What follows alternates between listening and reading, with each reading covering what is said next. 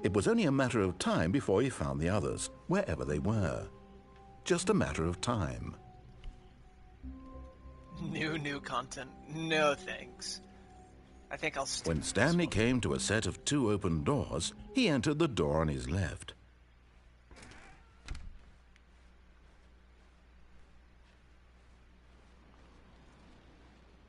Yet there was not a single person here either.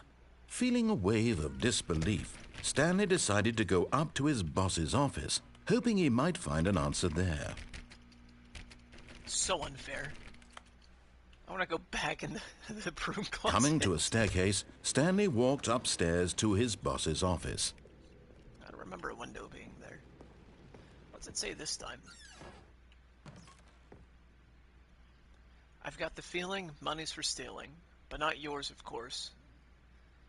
So that's a lovely purse. Say that's a lovely purse. Course purse. Say, I don't know. Something along those lines. I'm not English and I don't care.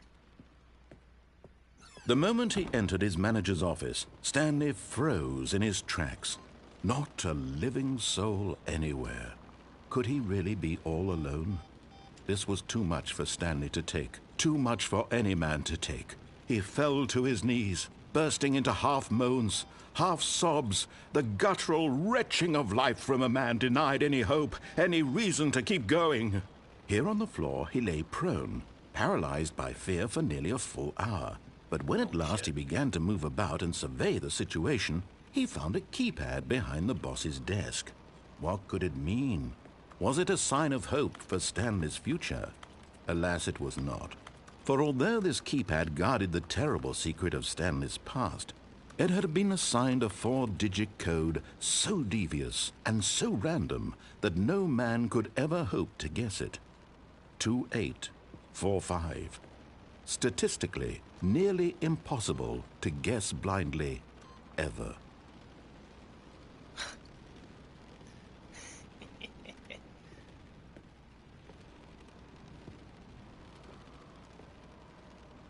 Stanley just sat around twiddling his thumbs. Trying to input anything on the device was useless, yet incredibly, by simply pushing random buttons on the keypad, Stanley happened to input the correct code by sheer luck. Amazing. He stepped into the newly opened passageway. Yeah, we're gonna do a normal playthrough, listening to him play through. I kind of feel bad for leaving him abandoned for millennia. So, until the end of time. Stanley walked straight ahead through the large door that read Mind Control Facility. All right. 427. Lights! The lights rose on an enormous room packed with television screens. What horrible secret did this place hold? Stanley thought to himself. Did he have the strength to find out? 427, somewhere. Cameras! Now the monitors jumped to life, their true nature revealed. Each bore the number of an employee in the building, Stanley's co-workers. The lives of so many individuals reduced to images on a screen, and Stanley, one of them, eternally monitored in this place where freedom meant nothing. Which one is a pirate? You're a pirate. Yar! Yo-ho, fiddle-hee-hee. This mind control facility, it was too horrible to believe. It couldn't be true. Had Stanley really been under someone's control all this time? Was this the only reason he was happy with his boring job? That his emotions had been manipulated to accept it blindly? Damn.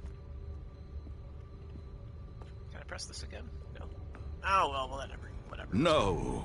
He refused to believe it. He couldn't accept it. His own life in someone else's control? Never. It was unthinkable. Wasn't it? Was it even possible? Had he truly spent his entire life utterly blind to the world?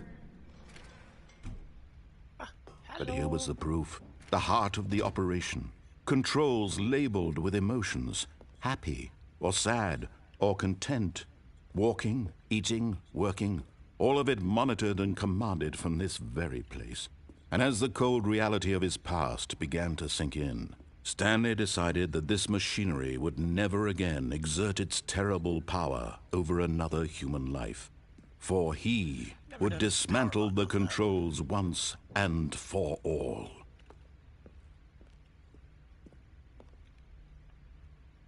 Huh.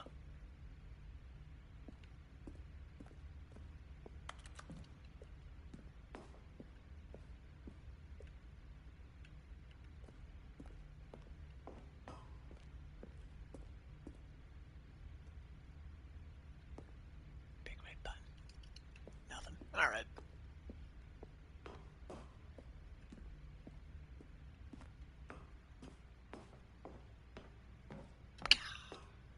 Let's turn this son of a bitch off. Let's see what we got. And when at last he found the source of the room's power, he knew it was his duty, his obligation, to put an end to this horrible place and to everything it stood for. Is never the end, is never the end, and is never the end, is never the end, is never the end.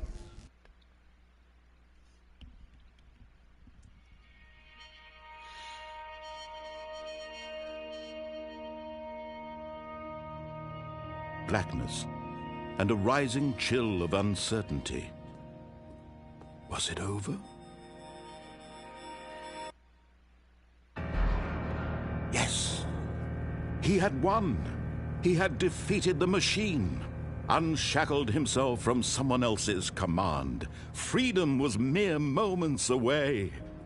And yet, even as the immense door slowly opened, Stanley reflected on how many puzzles still lay unsolved. Where had his co-workers gone?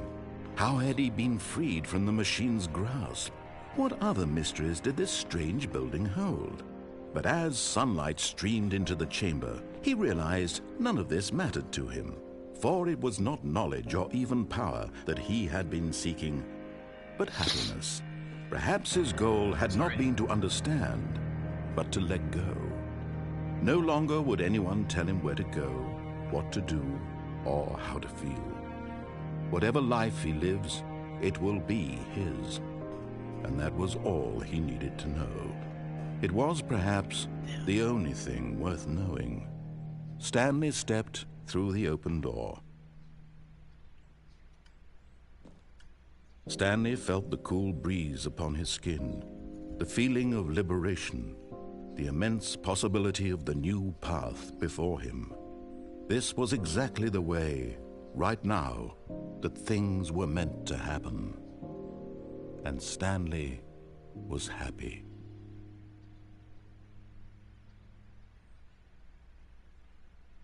Huh.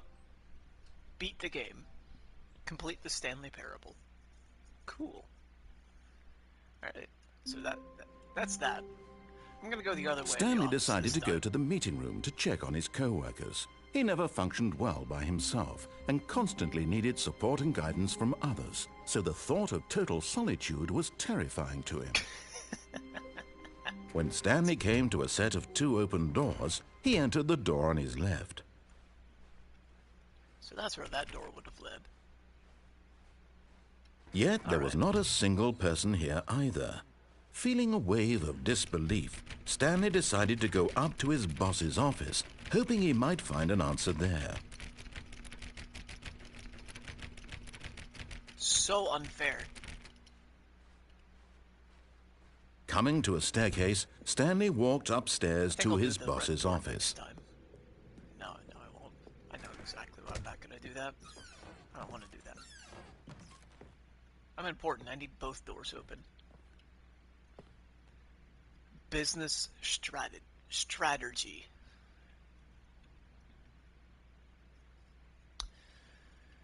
Okay. 45 to the dome of a panda.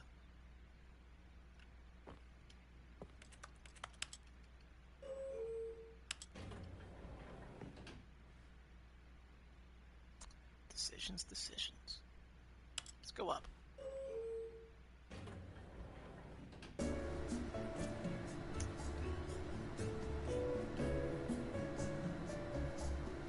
noise is coming from about right there.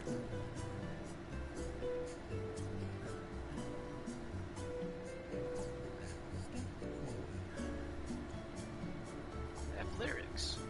Just tell me to step forward.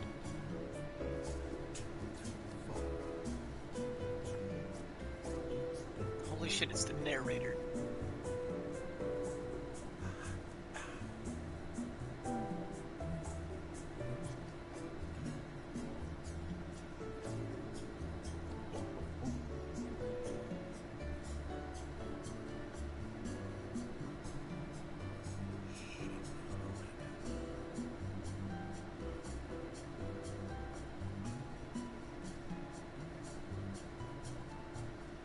It's a long fucking elevator. Holy shit.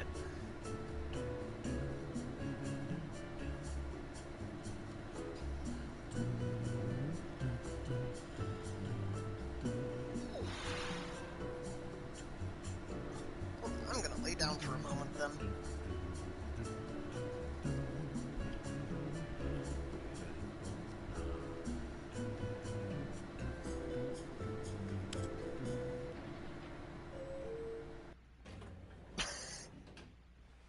Oh, it took me fucking nowhere. Let's try down.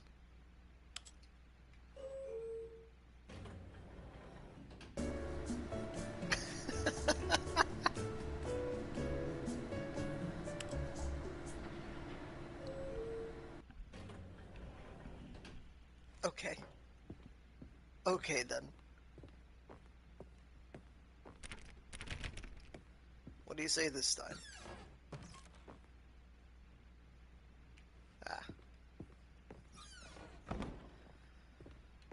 Well, golly. Stepping into his manager's office, Stanley... That was fun. The meeting room. Yes, that's where everyone would be. Stanley just needed to get to the meeting room, and from then on, he would never be alone ever again.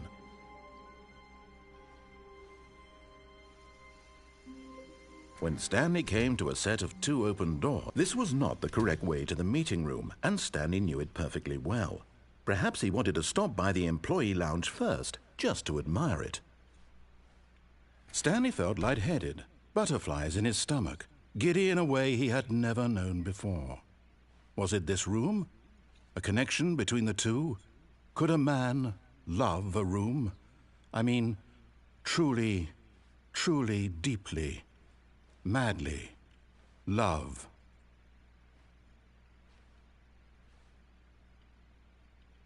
Yes, really, really worth it being here in the room. But eager to get back to business, Stanley took the first open door on his left.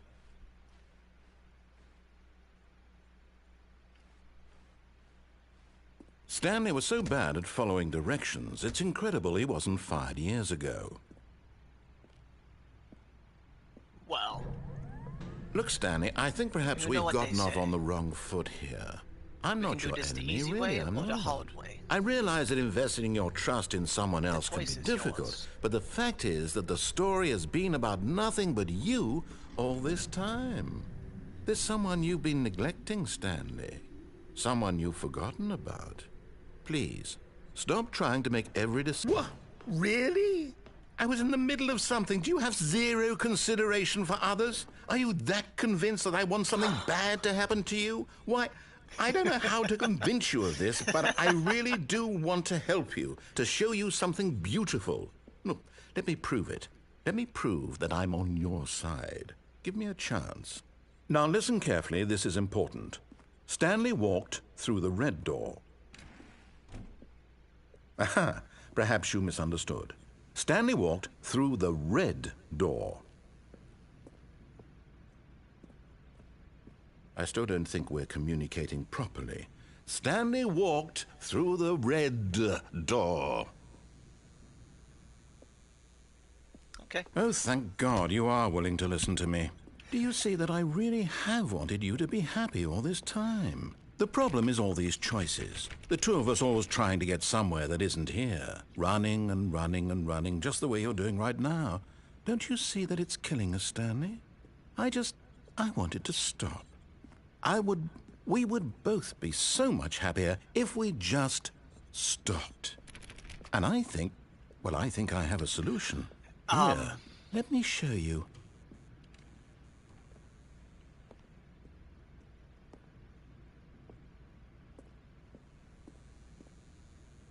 That one's black.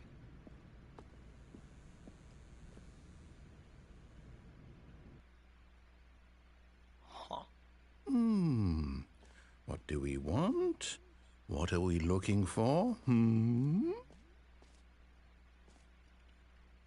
I cannot go any other way.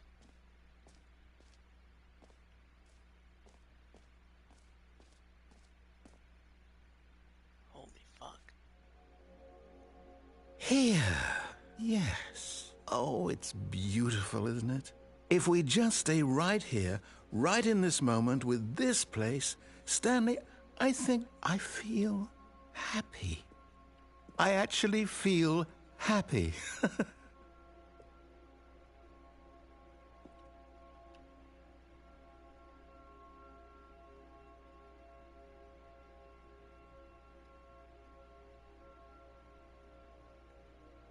Oh, holy shit. Getting a light show now, bro.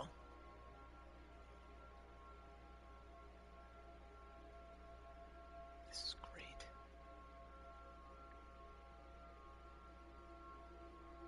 Is this supposed to represent the eye of God?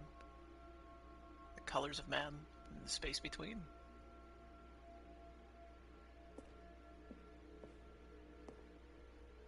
Oh, they're cubes. Oh, they're gone. That's gone. Now what do we got? We got green. Ooh, we like green.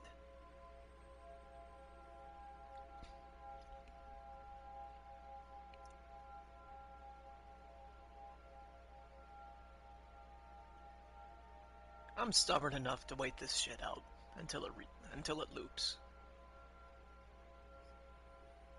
Which I think it's just gonna keep looping and changing colors. But it's got the lo-fi white noise in the background.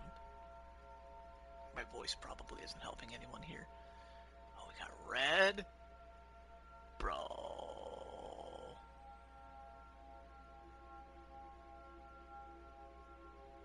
Hope no one here has motion sickness.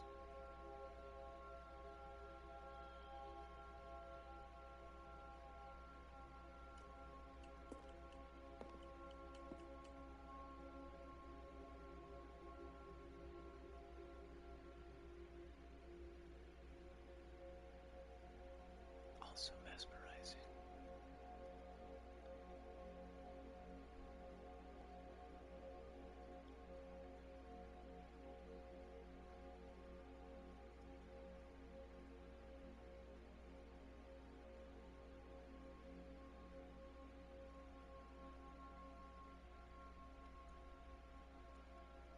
So much red.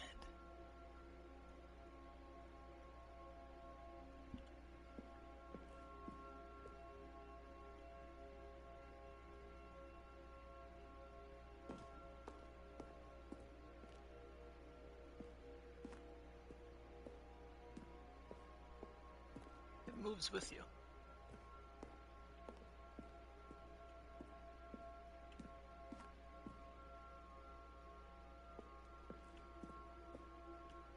Can I walk off the edge here? No.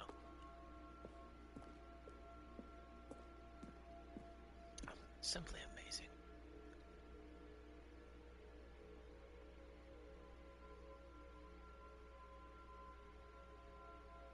Oh, the stars are gone. Okay.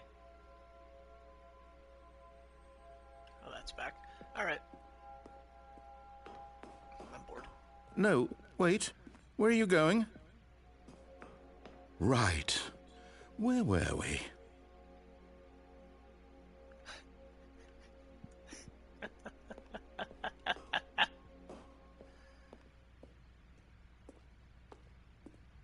I got bored. Oh no. Stay away from those stairs. If you hurt yourself, if you die, the game will reset. We'll lose all of this. I wonder if there's any new dialogue. Good, good. We can't be too safe. Promise me you won't go back there, hmm? Just stay here. No.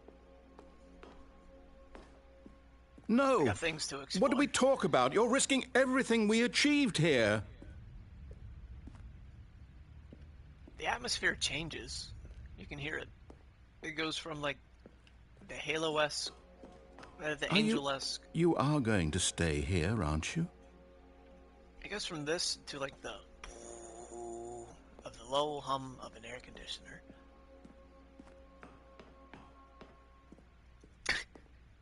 I'm teasing this man so much.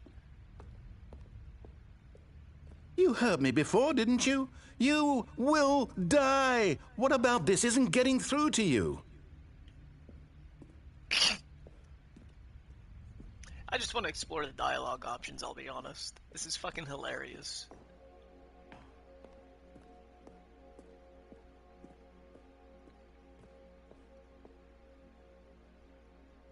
Well, no new dialogue.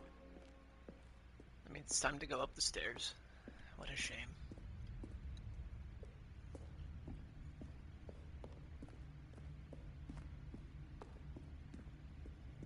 I've actually been having a lot of fun. Please, no, Stanley, let me stay here. Don't take this from me.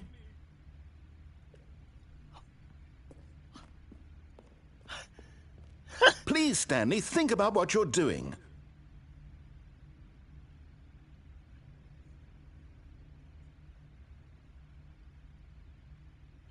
If I crouch mid-air and then jump when I hit the ground, I should be able to live. No! Oh, thank God you lived.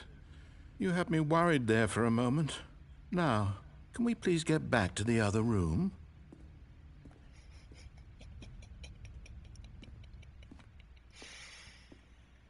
Oh, man. Oh, the stars are back.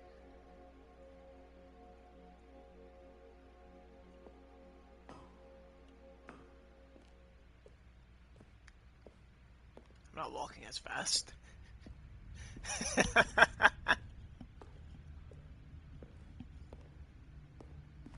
No. No. What are you doing, Stanley? Please, I'm asking you not to take this away from me. I can't go back to what I was before. If you die, we'll both go back. Why are you doing this? Geronimo! Stanley, let's go back to the other room. Can you do that for me? My God, is this really how much you dislike my game? That you'll throw yourself from this platform over and over to be rid of it? You were literally willing to kill yourself to keep me from being happy. Am I reading the situation correctly?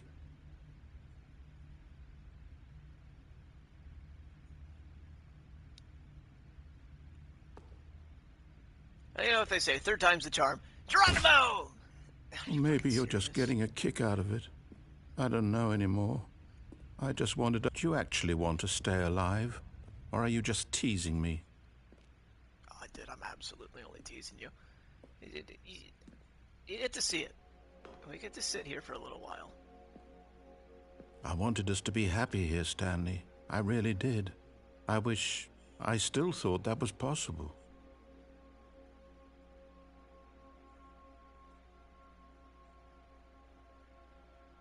A forever of this would be annoying.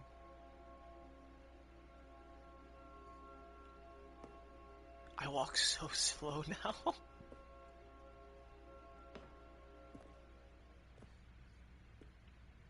It's right there. And the glow disappears from everything. Oh, man. Alright, so third time's the charm, fourth time it has to work. It has to. It absolutely has to. I don't think I could do another snail's pace. I don't think I could do something slower than this, man.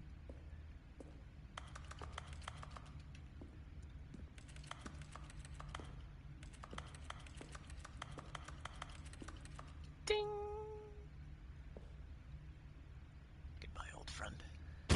Is it over? going to restart, isn't it? I'm going back. Oh, that's so fucking sad.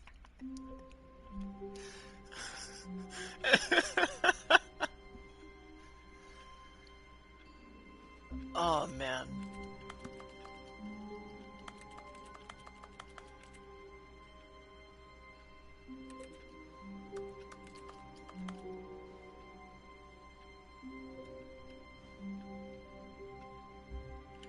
Damn. All of his co-workers were gone. What could it mean? Stanley decided to go to the meeting room. Perhaps he had simply missed a memo.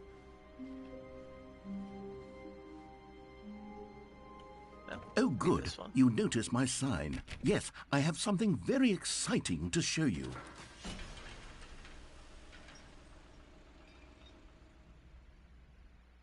Cool.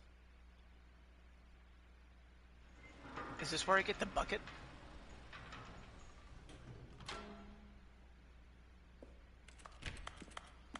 I want my bucket. I want the bucket. You see, Stanley, I've been reflecting on the Stanley Parable and about how roundly disappointing this ultra-deluxe version has turned out to be. The original Stanley Parable was a landmark, and any new content for it should live up to that legacy. So forget this ultra-deluxe nonsense. I say we take it one step even further. Which is why I'm very proud to announce for the first time ever, the Stanley Parable 2. Wow. Yes, you see, isn't this far superior to a measly port with a few minor additions? Think of all the new territory we'll cover with a fully fledged sequel. An entirely new experience, built from the ground up. Why, there are so many possibilities. It could go in so many different directions. This is what fans have truly been asking for.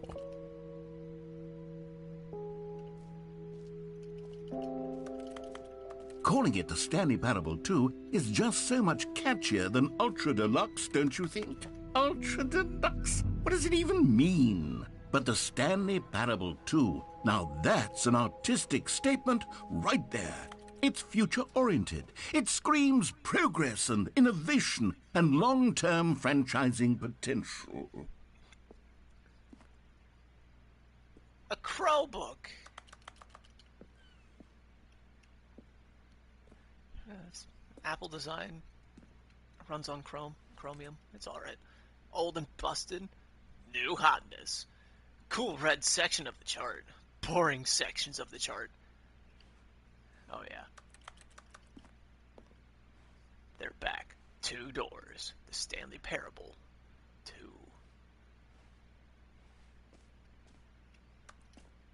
Interesting. Now let me do shit with this. Damn. Now, to be clear, I haven't quite nailed down what exactly the Stanley Parable 2 is going to be, but let's take a look at some of the features I've been developing for it. I figure that if I can loosely organize a handful of interesting concepts, that surely the game will sort of naturally spring up around them. It'll all work itself out. Game development is much more of a fuzzy magic than anything scientific or logical, really.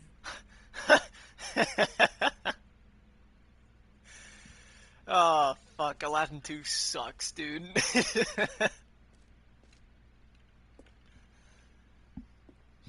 New features. 2 new features. Expo Hall 2? Alright. Whoa. Whoa. Whoa. Ah! Sick. Holy shit. It's a whole convention. Here we are. Go on. Try out some of the new features. Merch. I want to buy merch. The end is never the end again. This t-shirt is the best new feature. Absolutely is.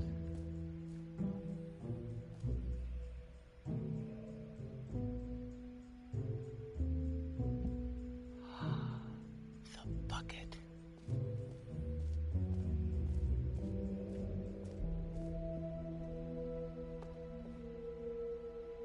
A common complaint of the Stanley Parable was that it was confusing and paradoxical, that it engendered a chaotic sense of reckless despair in those who played it. Well, where's the bucket? I'm happy to say that after much consideration, I've engineered a clever solution to this fundamental problem with the game. Where's the bucket? It's the Stanley Parable Reassurance Bucket.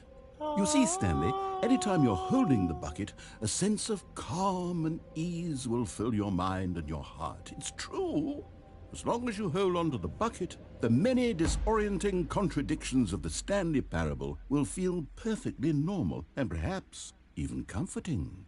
You may even come to long for the gentle embrace of jarring cognitive dissonance while the bucket is in your arms. And to be honest, it's a much more convenient solution for me than actually redesigning the game to be less uncomfortable.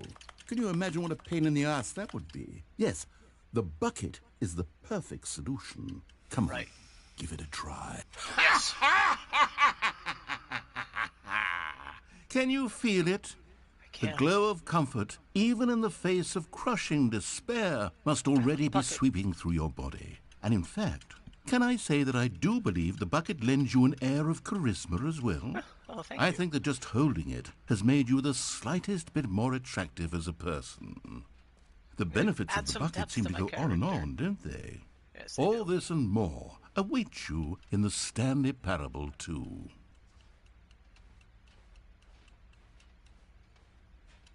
The bucket makes noise. I'm loving this. Does anyone give out awards for most enjoyable bucket in a video game? That really should be an award if it isn't already. Two brothers. The button that says the name of the player that is playing the game. Oh yeah. It's back here. Please no screenshots. A whole new office.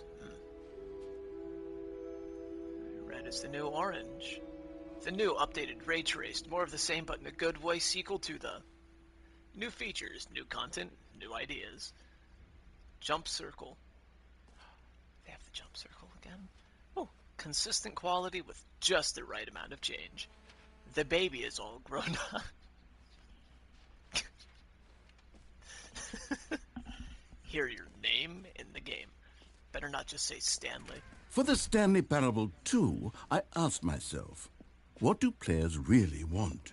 And of course, the first and most obvious answer is that they want to be individually recognized and validated as people. So with that in mind, my first addition to the game is this button which speaks the name of the person playing the game. Isn't that wonderful?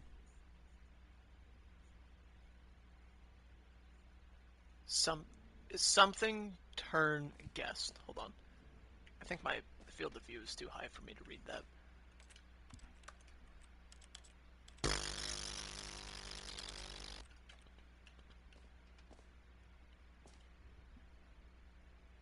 Nope. Alright.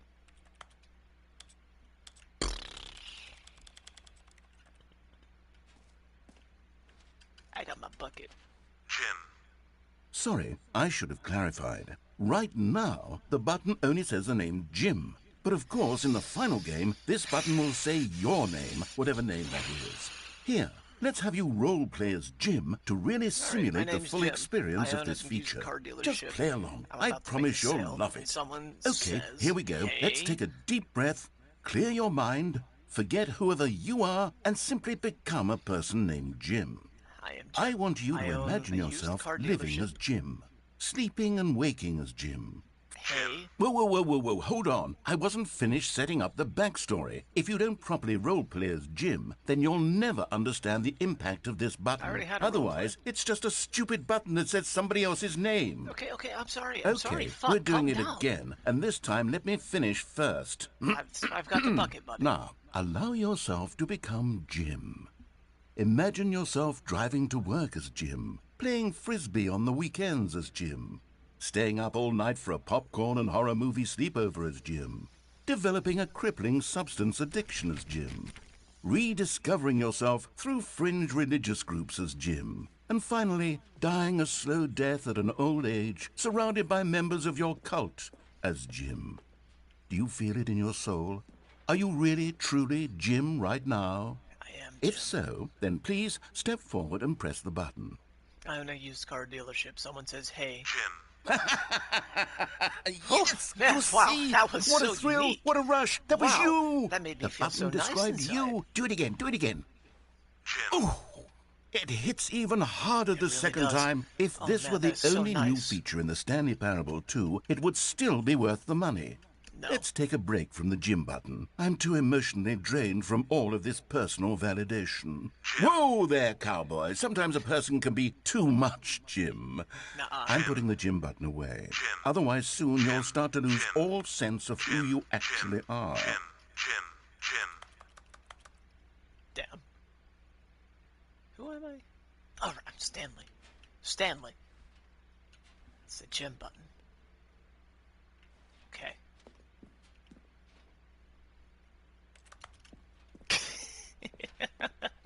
That was nice. I should have interrupted him one more time, see what would have happened. Alright. I need to go in the jump circle again. I want to hear. I suppose I could allow only people named Jim to play the Stanley Parable 2. That would actually save me the work of finishing this feature. What the fuck, man? Is there a backstage? Epilogue. No thanks.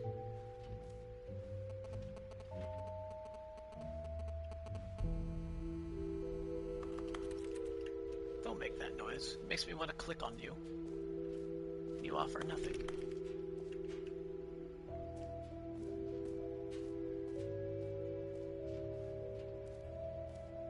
Okay, I'll be honest, I haven't yet decided on this one.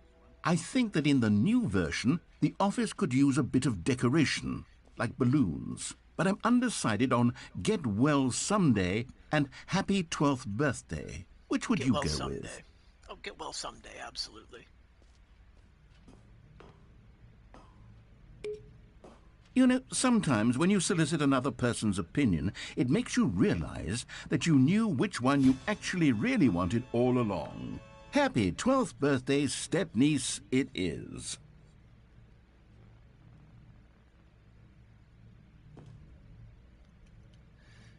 That was awful.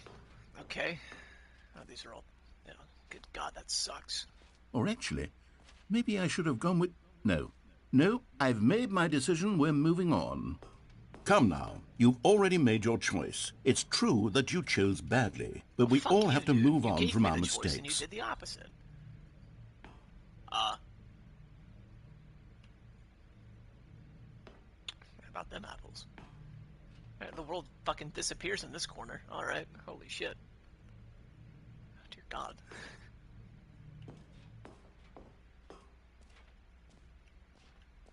I'm not very happy with that.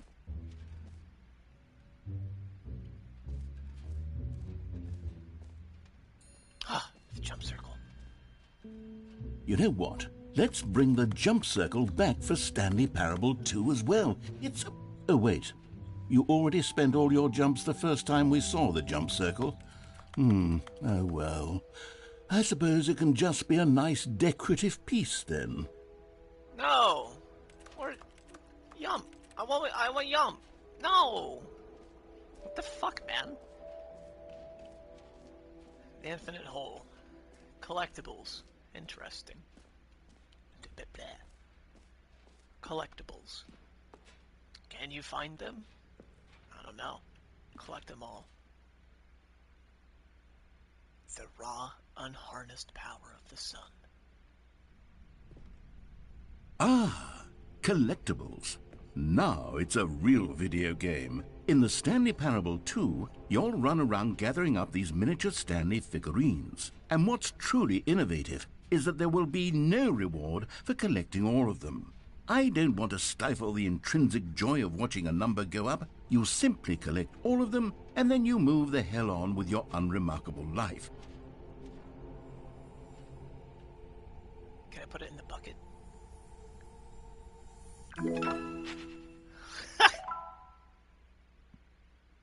Are there actually 6 of them for me to find?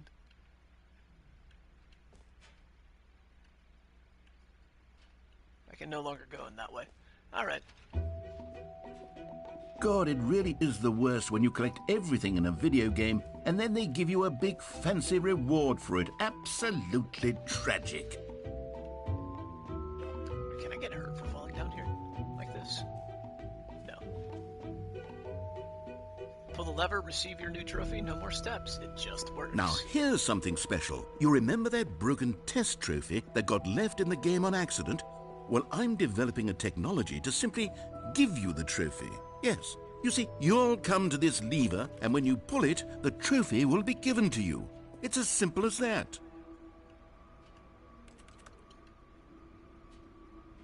I don't wanna.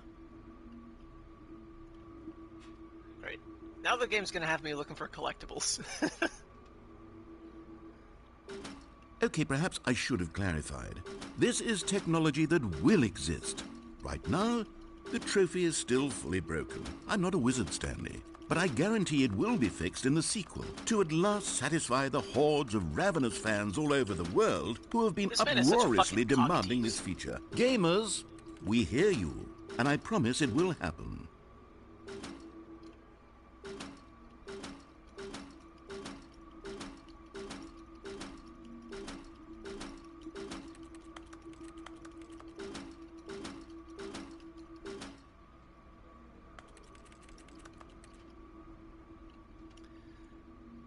It's not very nice. This isn't very nice, and I hate you for it. Harumph. I'm telling you, the game's gonna have me looking for collectibles now. I will thoroughly fucking explore everywhere just to find them. I will break this game. What else? What other exhibits haven't we seen yet? The infinite hole. Or I could just call your mom. Yeah! Aha!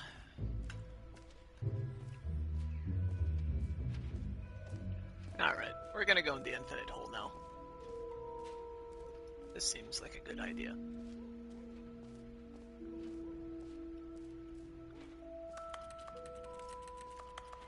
I've seen this multiple times. I just fucking love it.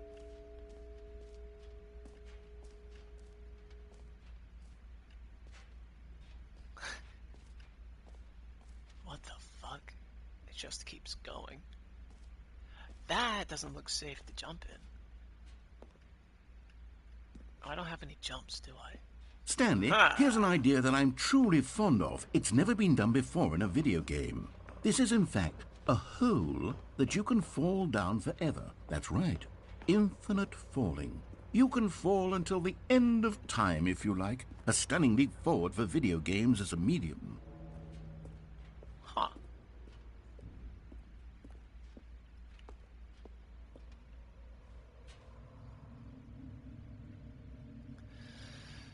Yup. You see, isn't it wonderful? One of my more ingenious concoctions, if I do say so.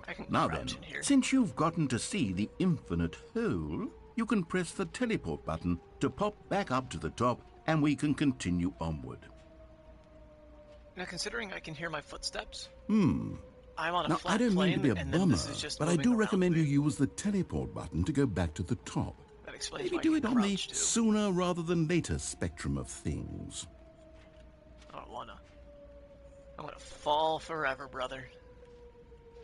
Okay, Feel Stanley, like a I don't bullet know in a quite how to say rifle this barrel. tactfully, but it's possible that I slightly exaggerated the infinite nature of the hole. Is it a very, very deep hole? To be certain it is. It's an extremely deep hole. I don't want anyone to say that it isn't an astonishingly deep hole. It is. Is it infinite? Well, that sort of depends on your definition of infinity. From one perspective, the infinite is merely philosophical in nature. It's more of a... Okay, well, good for you. You found the bottom of the hole. You found me out, Stanley. I'm a liar and a cheat, and you're so clever. Look, I think the issue here is just that you're unusually fascinated by falling. What normal person actually wants to fall infinitely? I figured the hole was as deep as anyone would actually need. Don't you put this on me. Maybe you're the problem. Look, Things got a little heated there. I think we both said some things we didn't mean. Why don't we just put all this behind us and agree to just call the whole mostly infinite? If that works for like you, then go ahead and press the teleport button to warp up to the top of the hole and we can move on. I'll just be up here when you're ready. Great. Now, I'm very excited to show you even more of my ideas for the sequel. Oh, for heaven... You see? I was right. The problem is you. The problem is that you like holes too much. Not normal. A normal person would have said, yep, that's an infinite hole right there, goes on forever till the end of time. Don't need to see it all, but not you. Oh, no, no, no, no. You have a weird sort of... Oh.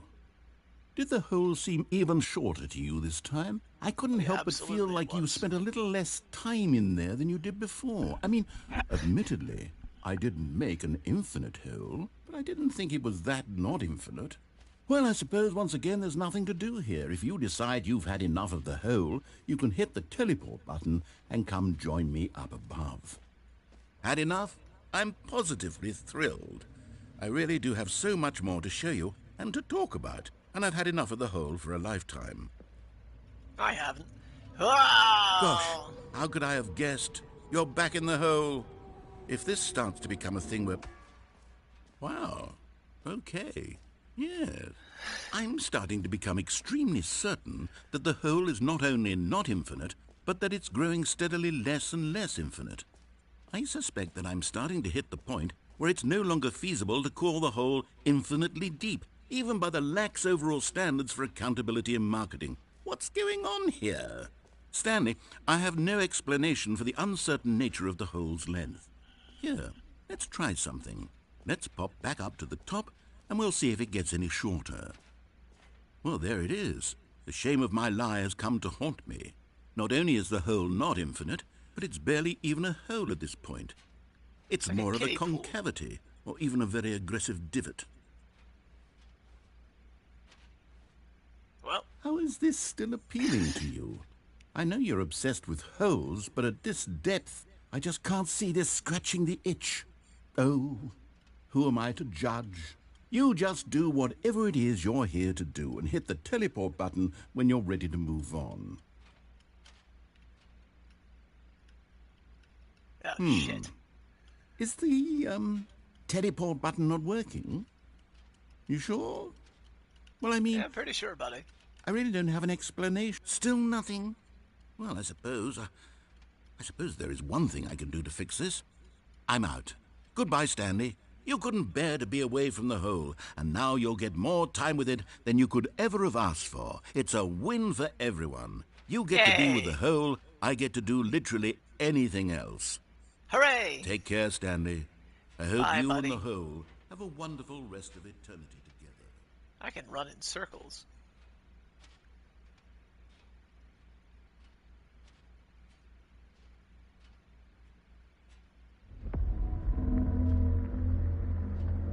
That creepy-ass music isn't gonna stop me from having fun inside the hole.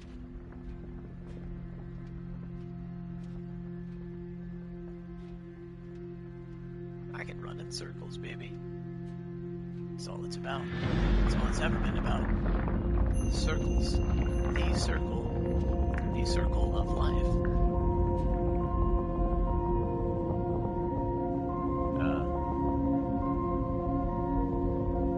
Just the two of us. We can make it if we try. Just the two of us. Just the two of us. Just the two of us. Building castles in the sky.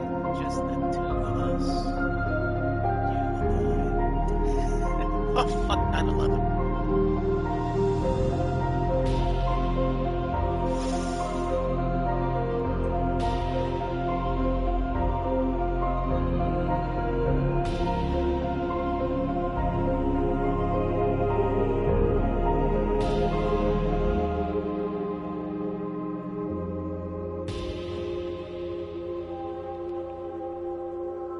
Change my perception?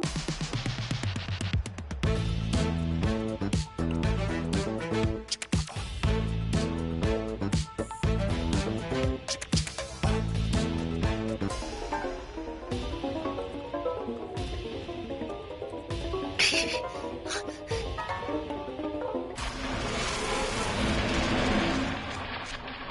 my reality.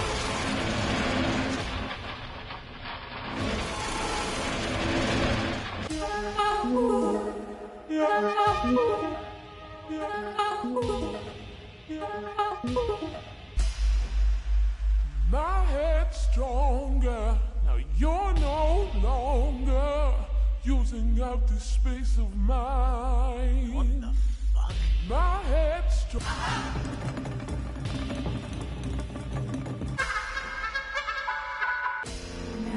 Mormon er það stingin afslåsen utstiver það ekki stöð for vil no is the mountain earster bets in the shop skicken eight comments are as What kind of fucking message is that? Among your veil was there he locked him right here listen. This is someone speaking a sentence, but the words are backwards, individually.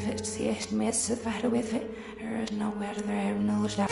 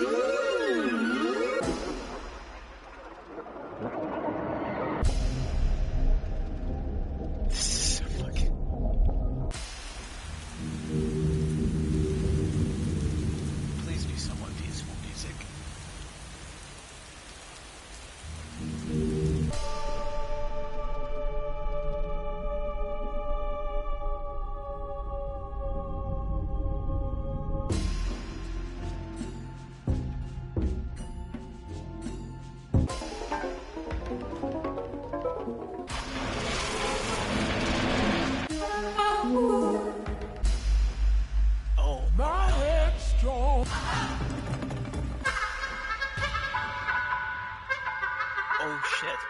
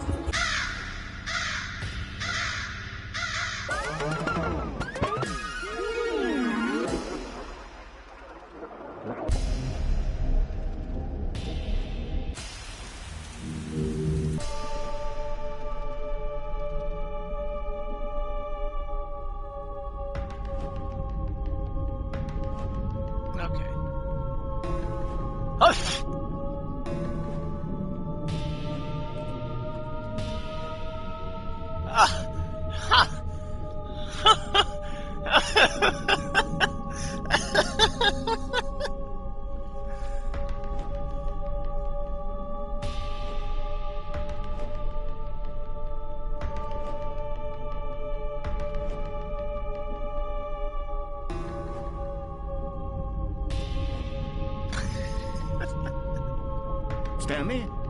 Stanley? Stanley!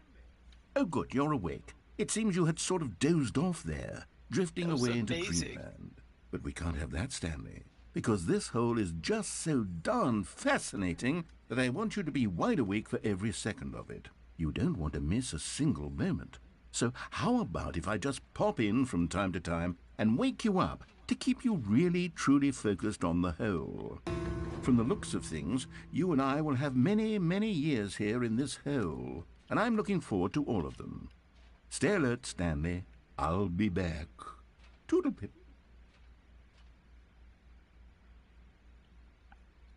Ain't nothing gonna break my stride. Can't nothing. Fuck it. I can't do that anymore.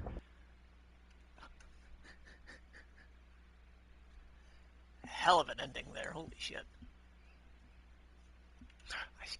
Here we are. Go on. Try out some of the new features. I feel safe with the bucket. I wonder if I can put it back. I know there's ways to get stickers for it. I don't know how to do it though.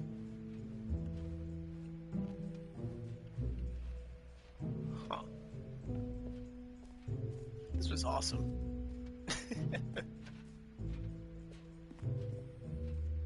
I've really got to piss though. That's new. Awesome. How do I get up there? I see. Collectibles. Let's see if there's another one in there for me. No. Where would I... Are there actually 6 collectibles to get? Exit jump circle.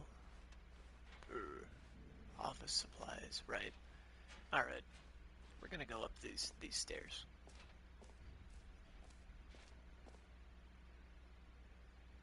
Mostly infinite hole. Fine, it ended. We're gonna go look at the hole again. Oh man. Is it closed? You ass nugget. Alright.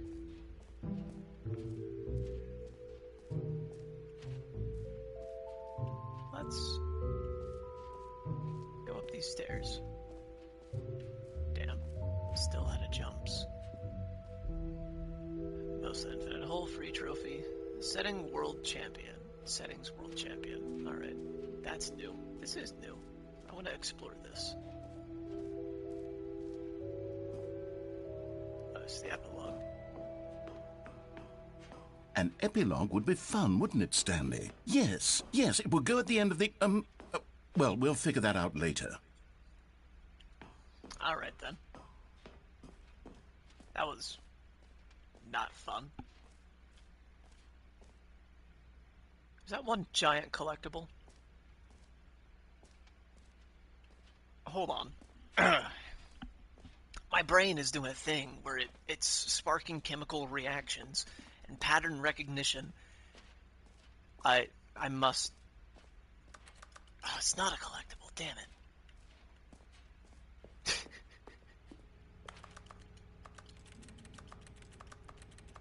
Surely.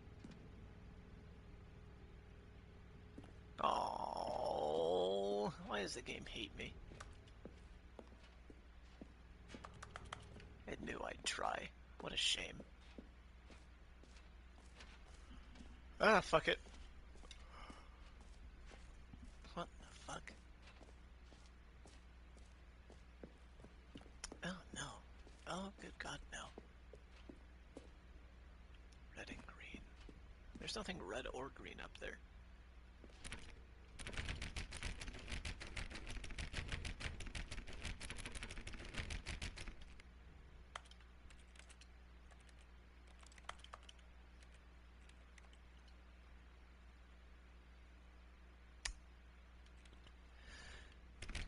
Huh. Well, I don't think there's anything else here to do. I think I've explored all the exhibits. Collectibles, free trophy, mostly infinite hole, the exit. Yeah, so, yeah.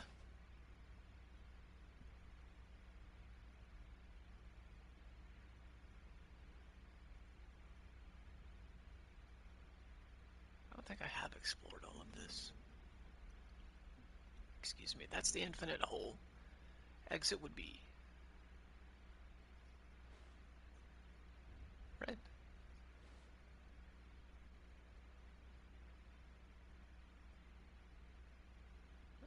Epilogue is the colon.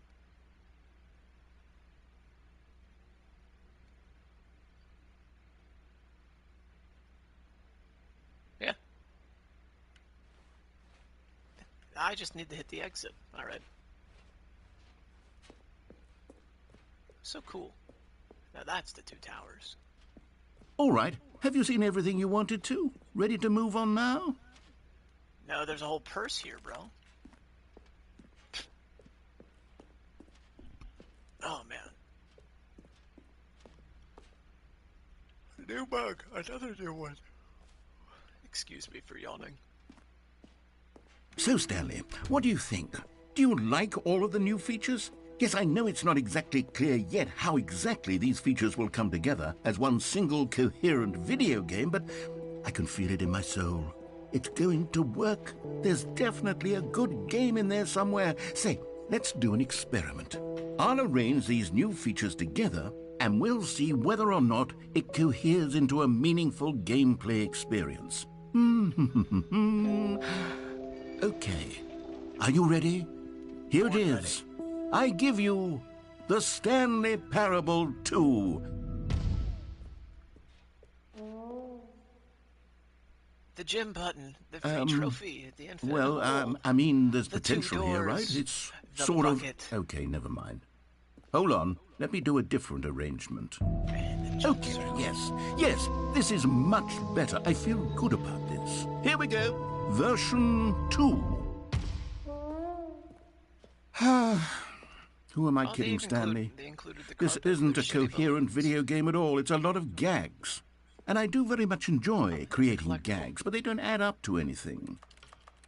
I wanted more than anything to create a sequel that would capture all the magic of the first game. I wanted fans to love it. No matter how good these gags are, they won't stand on their own. They would need the structure and the gameplay of the original.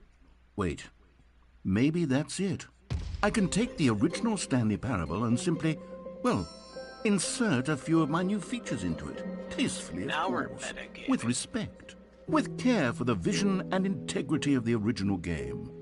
Would it possibly work? I suppose it could. But it would need a really, really tremendous title screen. A title screen that says with bold and uncompromising conviction, "This is the Stanley Parable 2." Let me see if I can whip something up.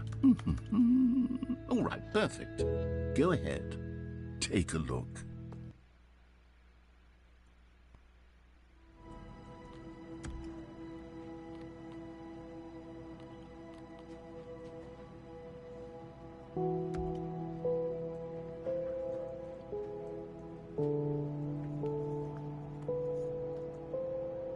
Huh. That's actually kind of cool that it's interactive like that. The infinite hallway thing. It's kind of funny.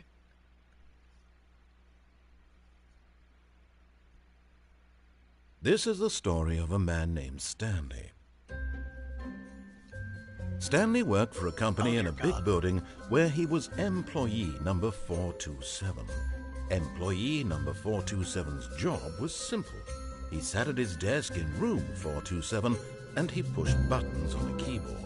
Orders came to him through a monitor on his desk, telling him what buttons to push, how long to push them, and in what order.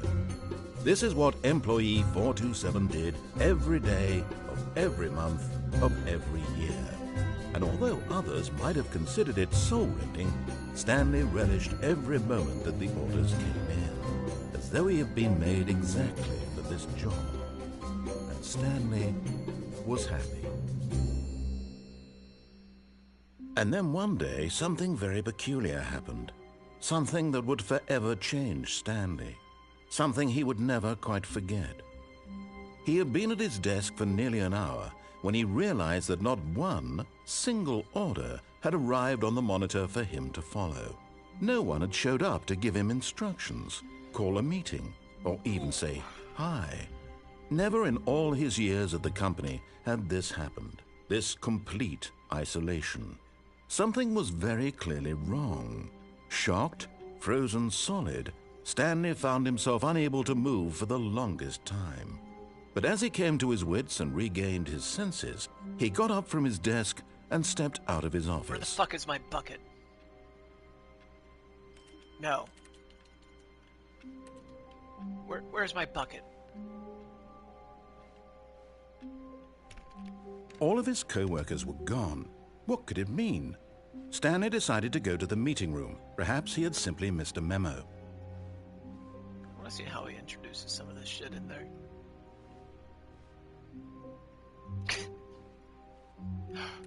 Stanley picked up the bucket. My bucket! Hooray!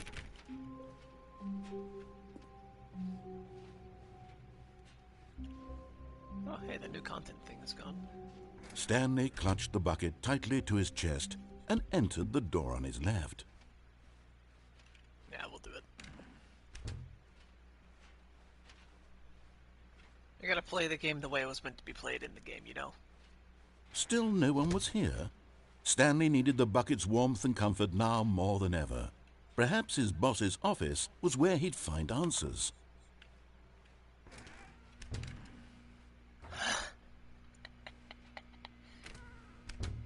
Oh, Stanley, can you feel it?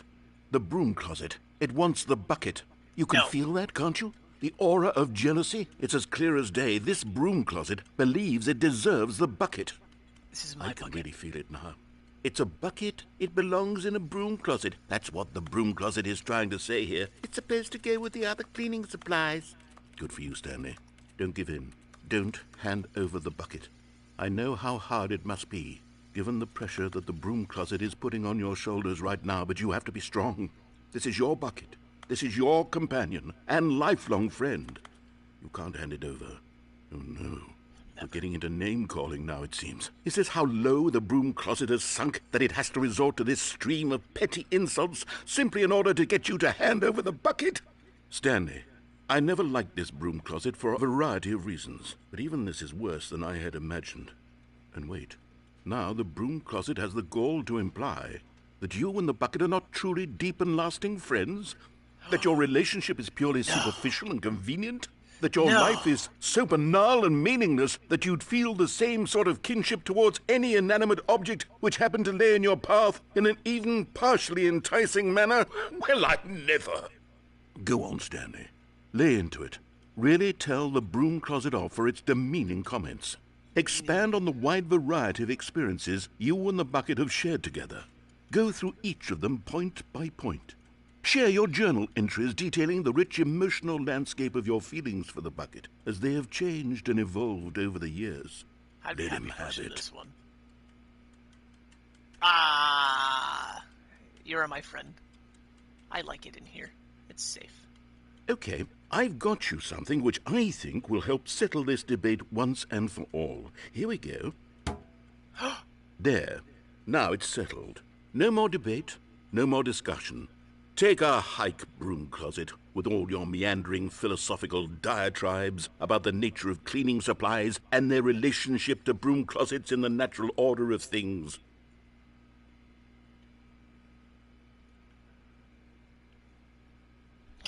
All right, I've got a second sticker back here, and I'm going to slap it on as well because I think it's appropriate. You see, Bucket. I feel that it works because the sticker is also a bucket. That way, if you're ever unsure whether the thing you're holding is a bucket or not, you can look down at this sticker and say to yourself, ah, it's a bucket. There really is a wide variety of applications for this sticker. You're right. More. You know what? I could take the name-calling and the dismissal of your kinship with the bucket, but now the broom closet is just giving us the silent treatment. And to be honest, I'm sick of the pettiness on display. You can stay here all you like, but I've had it with this impetulant room of cleaning supplies. Easily the most childish such room I've ever been in. I'll see you outside, and we can get on with the story about you and your bucket. I'm gonna wait here. He'll be back.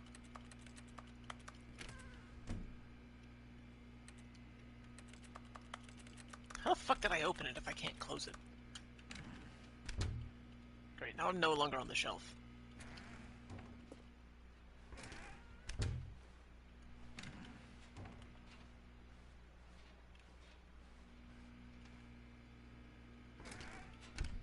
Bucket. Alright.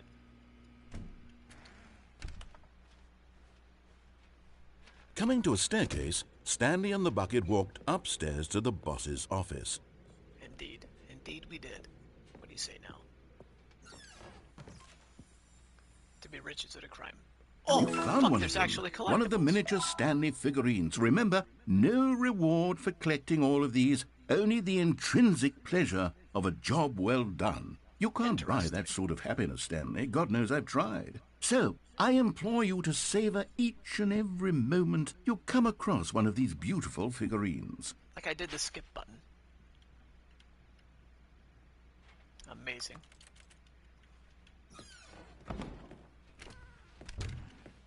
Surprised that one didn't shut on its own. Oh, you dick. Alright.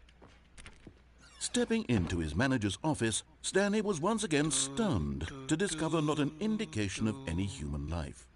Crushed by the weight of this revelation, Stanley may have broken down into an emotional dumpster fire if not for the soothing presence of the bucket. Even now, in his darkest of hours, did the bucket's warmth and guiding light pierce the dark clouds of confusion and chaos. It would be with him always. The bucket would, and he knew it. The two of them were inseparable. At this point, Stanley was so absorbed in the tender spiritual connection he shared with the bucket that he didn't notice the keypad behind the boss's desk. Nor in his bliss of simply being near the bucket did he have any notion that the pin number for the keypad was 2845. But Stanley guessed the correct code by sheer luck. Was it that the bucket knew all along? Was the bucket guiding him? Yes, this is certainly the most logical explanation. Another miniature Stanley figurine. This, Wow! You know, there really must be a snappier name for these things. What about mini-stands? Stanley figs? What about Stanlerines? Yes, I think I like that. Another Stanlerine under your belt. Let's go back. Please go back to the mini stands. Please. I've really got to piss. Like, I have really got to piss. I have, for a moment. The elevator raced downward, plummeting towards an unknown fate. It would be all Stanley could do to keep himself together, if not for the bucket. Soothing him, comforting him, reassuring that in this darkest moment of uncertainty, he would be all right. The bucket is here for you, Stanley. Everything will be fine. See, that didn't even scare me. Huh. Stanley and the bucket walked straight ahead through the large door that read, Mind Control Facility. I still haven't done that one yet. I want to do that later.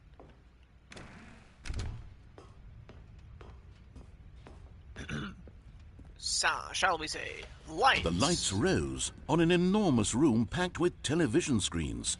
What horrible secret did this place hold? Stanley and the bucket both wondered to themselves. Pirate. Cameras. The monitors jumped to life, and Stanley nearly dropped the bucket in shock. Everyone in the office was being videotaped, monitored like guinea pigs. The bucket had never seen anything like this, and it very nearly burst into tears as Stanley cradled it gently, reassuring it that everything would be fine.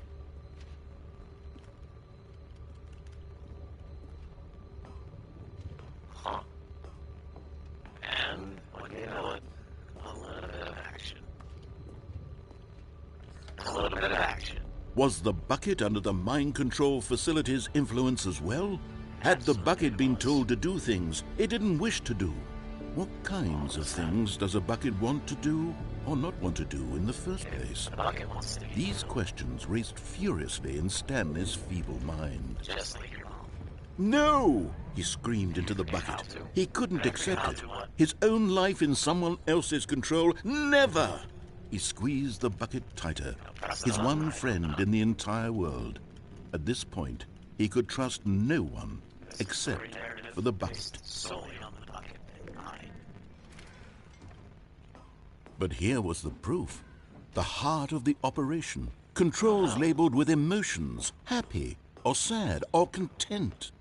Walking, eating, working, all of it monitored and commanded from this very place. And as the cold reality of his past began to sink in, Stanley decided that this machinery would never again exert its terrible power over another human life. For he and the bucket would dismantle the controls for good. Two best friends, Stanley and the bucket, up against the world. They high-fived in a really cool way, and the bucket made a sassy comment about taking down the system. But at the last second, the bucket jumped in and pressed the button to turn on the controls. Stanley gasped in horror. Had this been the bucket's plan all along? To take over the machine and claim the power for itself? How could the bucket have betrayed him like this? Stanley was prepared to throw the bucket away in disgust when suddenly An image appeared upon the enormous screen. Birds. Silly, silly birds. The control buttons became active again.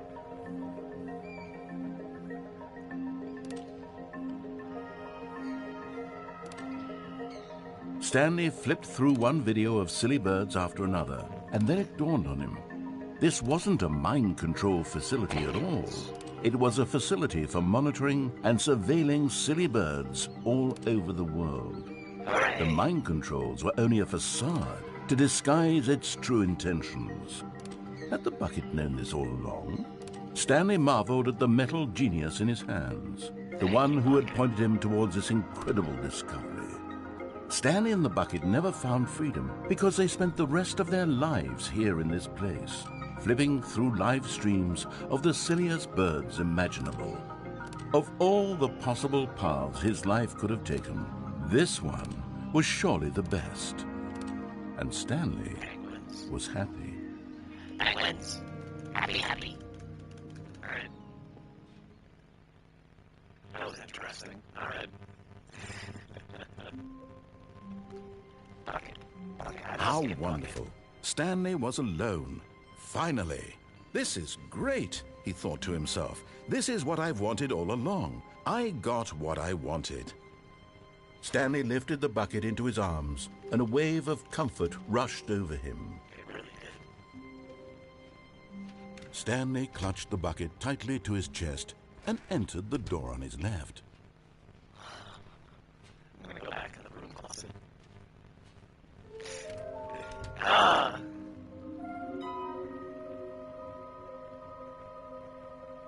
There will be a reward for finding them all. Mission status. A large room, lots of boxes. Inside the sequel exhibit nearby a fireplace. A private and smelly place for an important person. Somewhere both red and blue. Stairs, something to do with stairs. This is some kind of game. There must be a point to this. Gotta collect them all. 5 here each. Just take it from me. Stairs. A large room, lots of boxes. So I've got to go to the right side. Go to the red and blue door. Stairs, and then I'm gonna do the red ending. Alright. There will be cleaning of this wall required. I want them so bad. I want to go home. Stop kidding yourselves. Lies. Who are you? Bob. Move. Ah. B. LOL. What happened?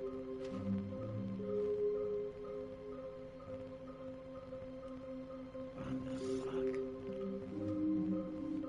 This is a bit different. What makes them float in the air? Who took pictures of them? Follow clues provided by employee 416. We can do it. Red room. Source notation. To have any concern of hinge. Pick up sounds unusual to a regular office ambiances or local audio sources using an array of cardioid microphones. Also known as directional mic microphone, which we accept. Okay. Analysis of the recordings allowed me to triangulate the source of the strange noise above. Data shows that, in all likelihood, it's coming from a dark area behind a very warm place. I also picked up a loose to be reverberance off the porcelain surface. What would you like to know? Interesting. Holy shit. I'll leave the office with fuck.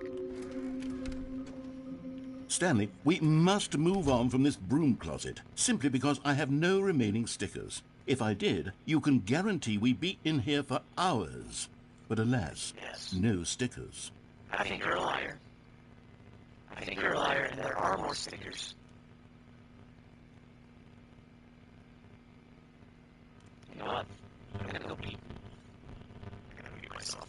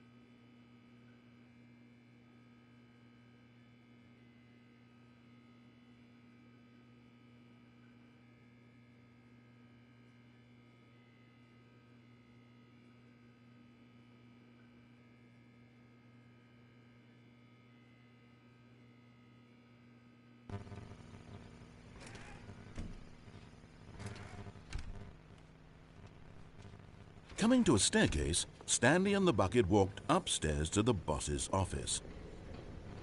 But Stanley just couldn't do it. He considered the possibility of facing his boss, admitting he had left his post during work hours. He might be fired for that. And in such a competitive economy, why had he taken that risk? All because he believed everyone had vanished? His boss would think he was crazy. And then something occurred to Stanley. Maybe, he thought to himself, maybe I am crazy. He looked down at the bucket in his arms. No. Oh.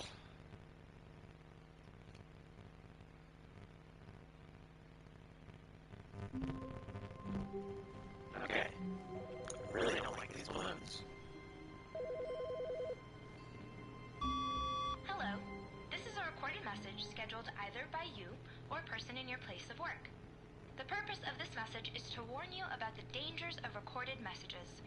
If at any time you believe you are listening to a recorded message, please terminate it immediately and cease all flow of information from the recorded message into your perceptual sphere. Thank you, and have a pleasant day. That wasn't very cool. Verse 416.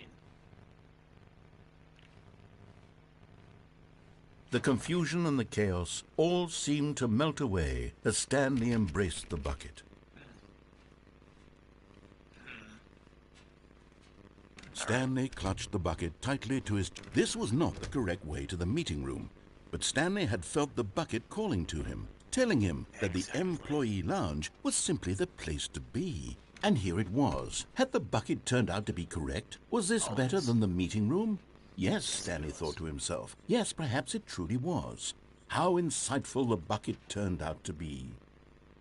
I'm on a box.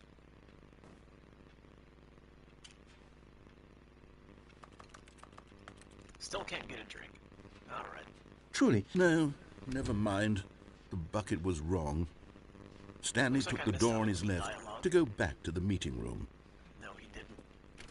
No, said the bucket. don't go to the meeting room. Go somewhere else. The cargo lift, yes. Go there. Go to the cargo lift.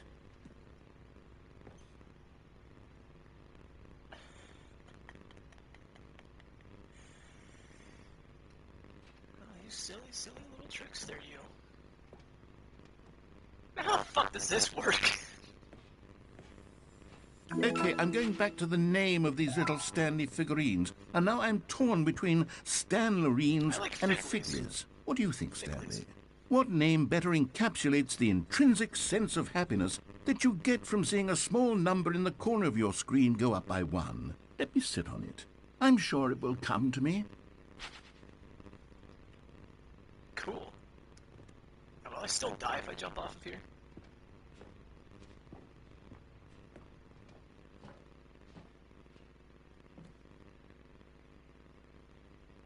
Well, no. Travel! Fuck. Fuck am I? Oh, wow, that's really detailed. I like that.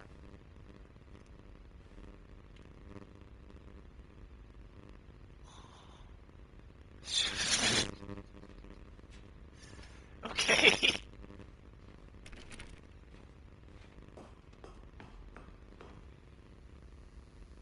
Yeah, cassette tapes. I don't want to sully my feet with this inferior technology. Ugh.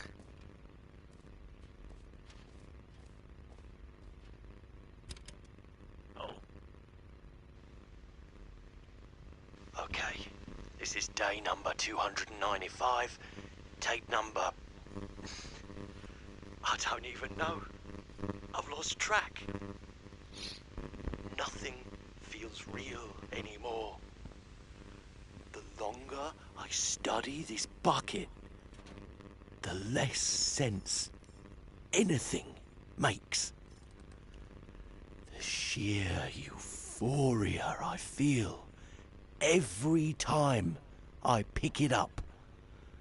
No matter how many times I've done it, it's always the same feeling.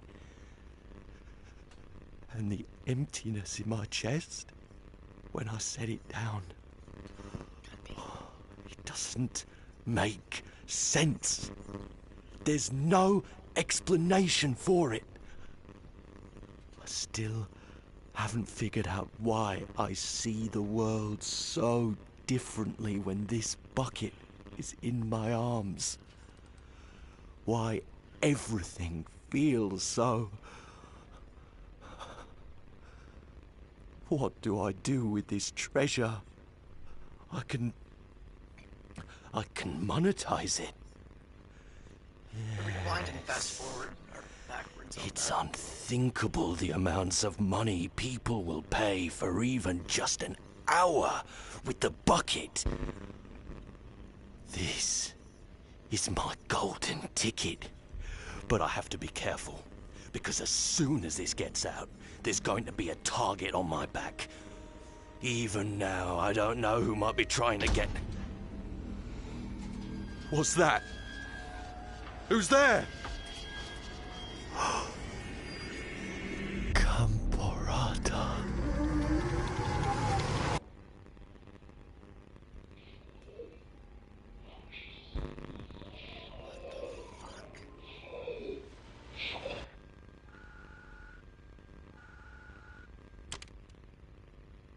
Okay.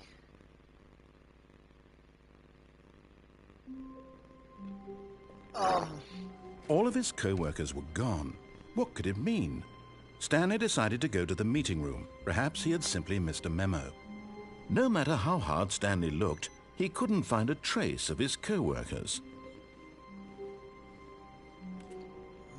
Warmth spread through Stanley's arms. With the bucket in his arms again, he was home.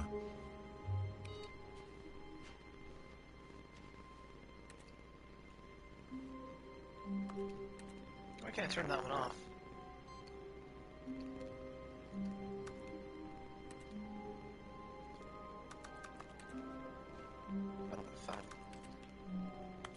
Stanley pressed the bucket upon every little thing in the office.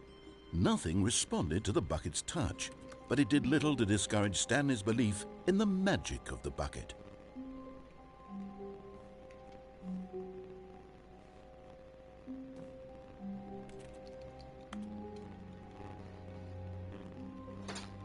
Phone fell over from the vibrations. Interesting.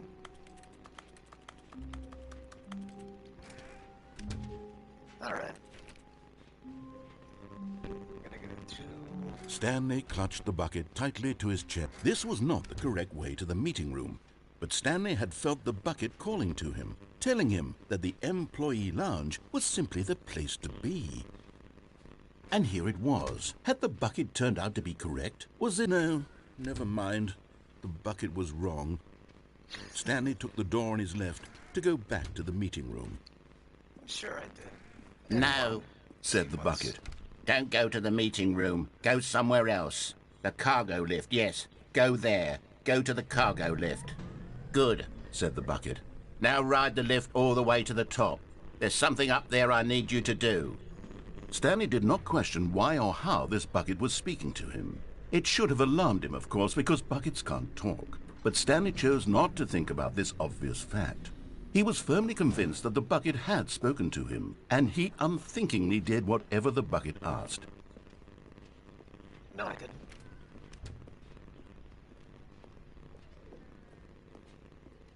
No, stop. Look there on the wall. You see, there's a sign right there. It says, "No buckets past this point." Stanley, how could you think it was okay to bring the bucket here? Unless... What if the problem is that you actually don't know what is a bucket and what isn't a bucket? I suppose that would explain a lot about your behavior up to this point. Which, if that's true, well, my goodness, I think we have to do something about it. This misunderstanding could have dire consequences on the entire rest of the game if not addressed quickly and properly. So much of the impact of the story is dependent on your understanding of what is and isn't a bucket. Please, step in here for a moment.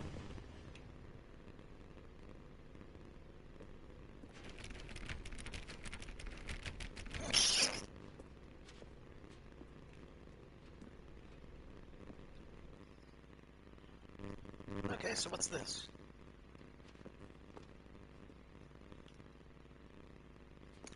want to go back. They're going to take the bucket from me. Now then, I'm going to run you through some test scenarios, and you'll tell me whether or not the thing I'm showing you is a bucket. Simple enough, right? This should tell us everything we'll ever need to know about what is or is not a bucket. Okay, let's begin. Item 1. Is this a bucket?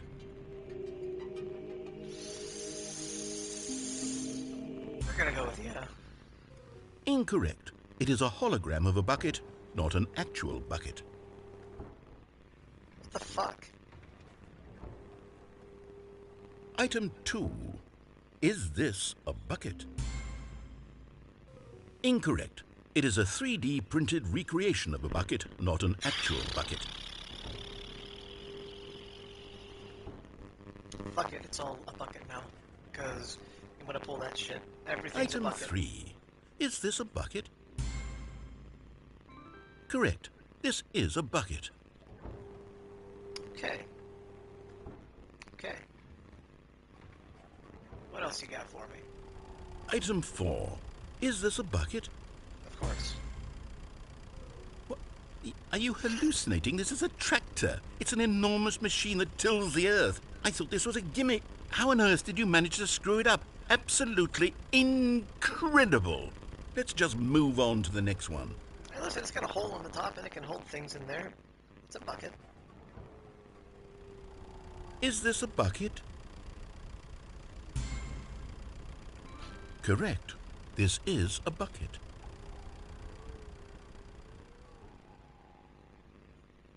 Interesting. Item 6.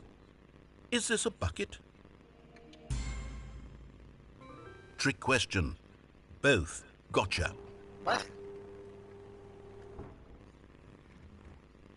What? Item... Wait, hold on. I can't find the next one. Let me see. It should be around here somewhere.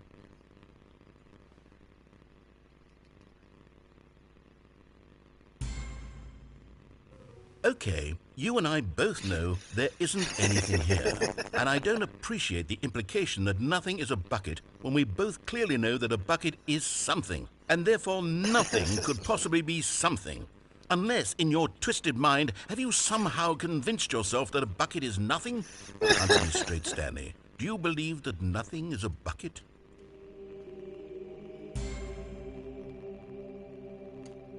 You know what? I'm too confused to even sort it out. I've lost all sense of perspective. What is a bucket? What isn't a bucket? Mere moments ago I could answer these questions with confidence. And yet now I'm somewhat adrift. Do any of us know what a bucket is? Am I a bucket? Stanley, I can't keep doing this. I'm losing myself, and myself was all I ever had to begin with. I'm afraid the bucket is threatening to tear our relationship apart. I can't have that. I'm sorry. Don't you but I'm dare. going to erase all buckets from the game entirely. No. Okay, here we go. Not my bucket. No. What happened? Is everything gone? Why did everything disappear? Wait, was everything a bucket?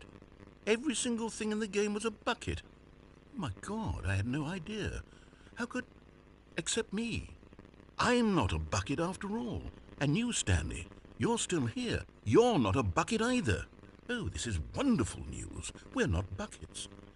Yes, I actually feel much more at ease right now. It's delightful to get some clarity on that issue, but it doesn't change the fact that we haven't got a game. So, tell you what, I'll reset everything and we'll put back all of the buckets, okay? And we'll know that it's all a bucket. But if you run into anyone else, maybe don't mention that. Who knows what that information might do to a person? All right, here we go. Okay. Okay. Okay. All of his co-workers were gone. What could it mean? Stanley decided to go to the meeting room. Stanley picked up the bucket and smiled. He'd never be alone again, not truly alone, not with the bucket around. Stanley clutched the bucket tightly to his chest. This was not the correct way to the meeting room, but Stanley had felt the bucket calling to him, telling him that the employee lounge was simply the place to be. And here it was. Had the bucket turned out to be correct? Well, no, Never mind. The bucket was wrong. Stanley took the door on his left to go back to the meeting room. No, said the bucket. don't go to the meeting room. Go somewhere else. The cargo lift, yes, good, said the bucket. Now ride the lift all the way to the top. There's something up there I need you to do. Stanley did not question why or how this bucket was speaking to him. It should have alarmed him, of course, because buckets can't talk. But Stanley chose not to think about this obvious fact. He was firmly convinced that the bucket had spoken to him, and he unthinkingly did whatever the bucket asked. If everything's a bucket, then there's no textures beyond that point. No, stop. Look there on the wall. You see, there's a sign right there. It says, "No buckets past this point." Stanley, how could you think it was okay to bring...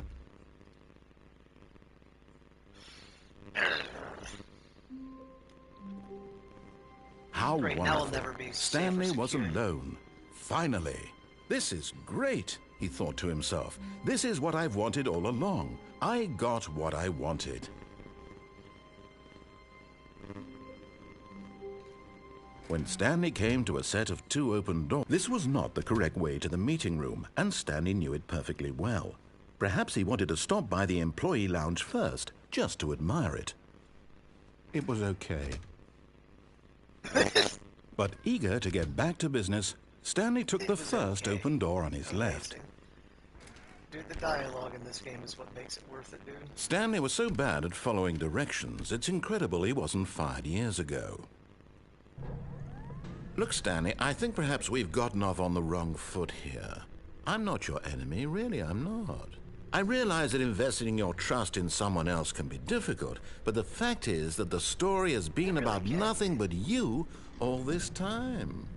There's someone you've been neglecting. What? Really?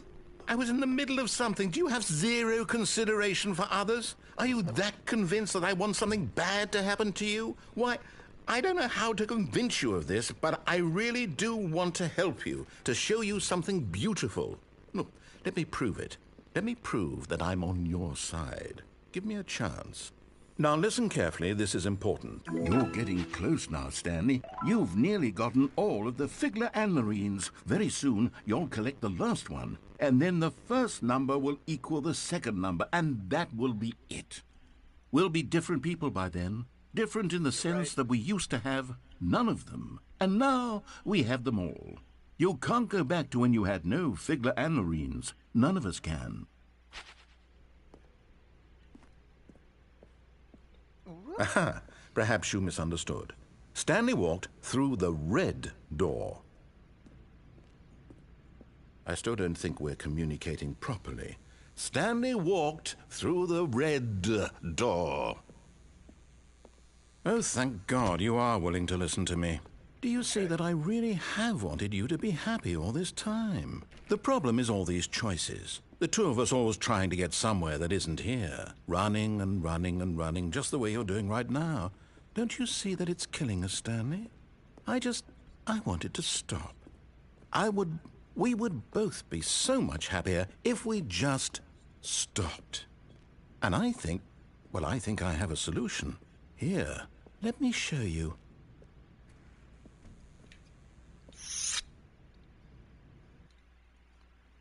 Slowly faded to darkness. What And let do the we archangels want? take him. What are we looking for? Here. Yes. Oh, it's beautiful, isn't it? No, wait. Where are you going? Oh, no. Where's my figurine? Stay away from those stairs. If you hurt yourself, if you die, the game will reset. We'll lose all of this. Please, no, Stanley, let me stay here. Don't take this from me. Please, Stanley. No! Oh, no. No, what are you doing, Stanley? Please, I'm asking you not to take this away from me. I can't go back to what I was before. If you die, we'll both go back. Why are you doing this? Stanley, let's go back to the other room. My God, is this really how much you dislike my game? That you'll throw yourself from this platform over and over to be rid of it? You are literally willing to kill yourself to keep me from being happy. Am I reading the situation correctly? Yes. Goodbye. Or maybe you're just getting a kick out of it. I don't know anymore. I just wanted us to get along. But I guess that was too much to ask. It looks like you wanted to make a choice after all. Well, this one is yours. You know what? Because I'm trying to collect the figurines, and it said someplace with a lot of stairs. And this is the first one that came to mind. So, is it over? It's going to restart, isn't it? I'm going back. The first time I played that, it was really fucking depressing.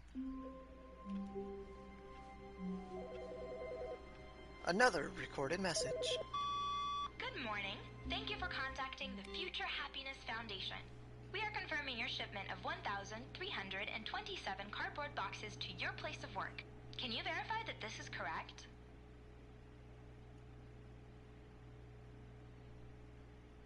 Excellent. Your order will arrive shortly. Thank you again for contacting the Future Happiness Foundation. Huh. Bucket. Bucket. The good old bucket. Just Stanley and the bucket. Off on another thrilling adventure together. Someplace with Stanley clutched the bucket tightly to his chest. This was not the correct way to the meeting room, but Stanley had felt the bucket calling to him, telling him that the employee lounge was simply the place to be. And here it was. Had the bucket turned out to be correct? No, never mind. The bucket was wrong. Stanley took the door on his left to go back, and so the two of them detoured through the maintenance section and walked straight ahead to the opposite door. I've never done this. Let's explore a little bit. Oh, good, Stanley. I'm glad you found your way here. I knew you'd find this place eventually.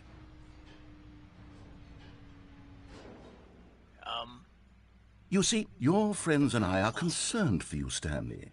We've come together here because we care about you very much. It's this bucket you're carrying around everywhere. The bucket isn't even from the original Stanley Parable. It's just sequel content. We're the ones that matter, Stanley. Classic characters from the first game, like the Adventure Line and the Broom Closet. Because that's what fans want from a sequel. They want more of their favorite jokes, not this bucket that they've never seen before. Yes, I know I'm the one who gave you the bucket, but you're spending too much time with it. Don't you want another story involving the Adventure Line? We could make the Adventure Line go somewhere new. Yes, yes, that's what the fans want. Let's do it.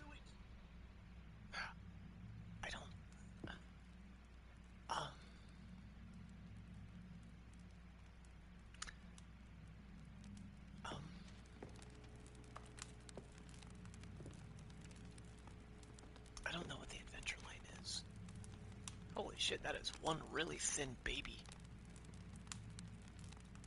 There's no texture behind it. God damn!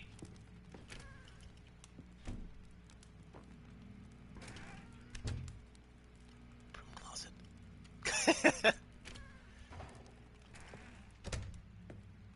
Wow.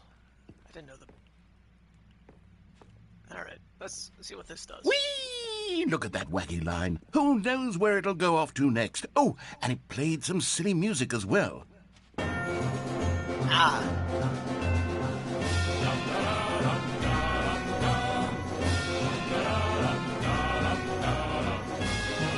Now this is what the Stanley Parable is all about. Don't you remember all those great jokes from the original dialogue? Also, Stanley is addicted to drugs and hookers.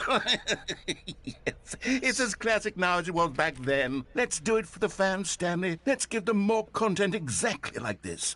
But if we want to do that, you're going to have to give something up.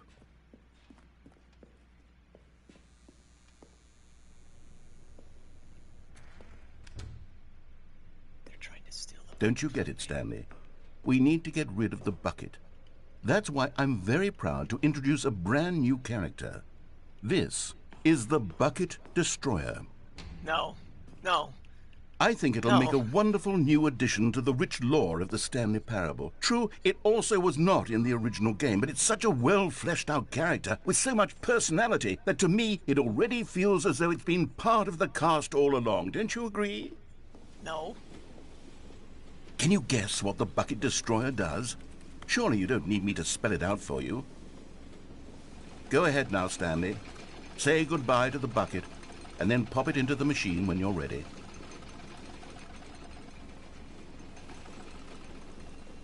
Now listen to me. I will. It's crucial that you give it the bucket. I don't know what the bucket destroyer will do if it can't destroy your bucket. Destroying Sounds buckets like a you is problem. all it knows. That is its singular personality trait. Sure, I can hear you saying, how does a character with only one personality trait deserve to join the pantheon of beloved Stanley Parable characters? Well, you see, if you were to really explore the bucket destroyer, you would see that its desire to crush buckets is so densely loaded with complexity and nuance that it's really like 10 personality traits. What other object in this game can you even say that about? The broom closet? Certainly not. I wonder what sort of bucket destroyer merchandise the fans will be clamoring for after this. Okay, the bucket destroyer is getting very upset now. You'll have to hurry and feed it. We can't get back to the classic Stanley Parable characters like the Adventure Line or the bucket destroyer until you crush that damn bucket. Quickly now, the fans are waiting. Do it, the fans, Stanley. Give the fans what they want. Hurry and...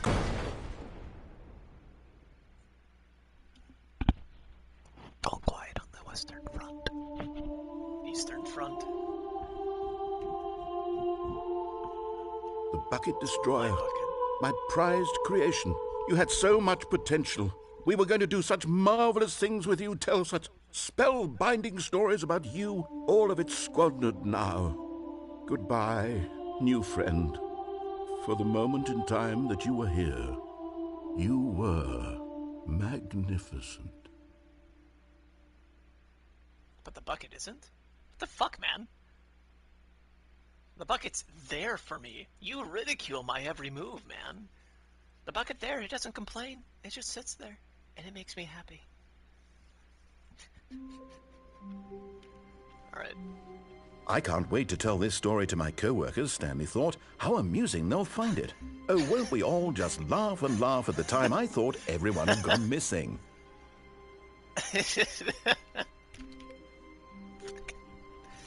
There was at least a little bit of consistency with the box ordering.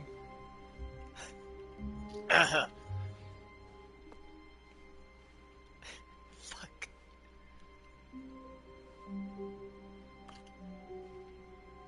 The fuck does that say? Nah, nothing important.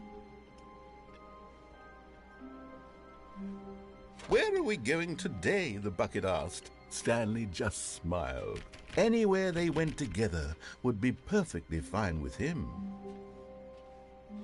A place with a lot of stairs. Stanley clutched the bucket tightly to his chest. This was not the correct way to the meeting room, but Stanley had felt the bucket calling to him, telling him that the employee lounge was simply the place to be. And here it was. Had the bucket turned out to be correct? Was this better than the meeting room? Yes, Stanley. No, never mind. The bucket was wrong. Stanley took the door on his left to go back to the meeting room. No, I don't think I will. I'm gonna do the blue door. No, said the bucket. don't go to the meeting room. Go somewhere else. The cargo... But Stanley feared that any path he walked might lead to the separation of himself and the bucket, his dearest friend. So he threw himself to his death, that they might die in one another's arms. How deeply touching. Huh. I have no idea what the adventure line is. All of his co-workers were gone. What could it mean? Stanley decided to go to the meeting room. Perhaps he had simply missed a memo.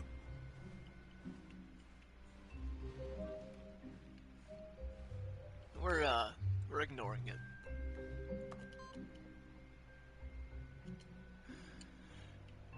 Huh. Alright. No bucket. No bucket this time.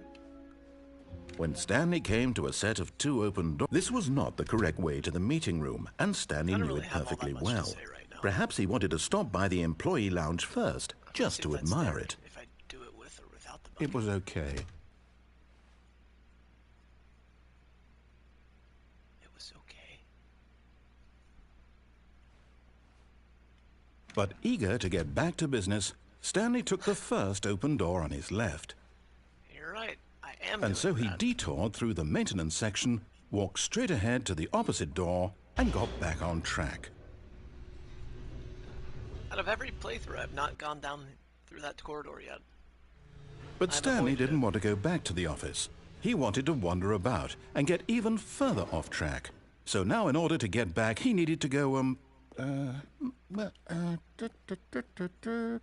from here it's, left. Oh, no, it's to the right, my mistake. No, not the right. Why would I have ever said it was to the right? What was I thinking? It's clearly... Oh dear, would you hold on for a minute, please? The fans are waiting. Let's see, we went down right, left, down, left, right. Yep, okay, yes. I've got it now. This story is absolutely, definitely this way. All right.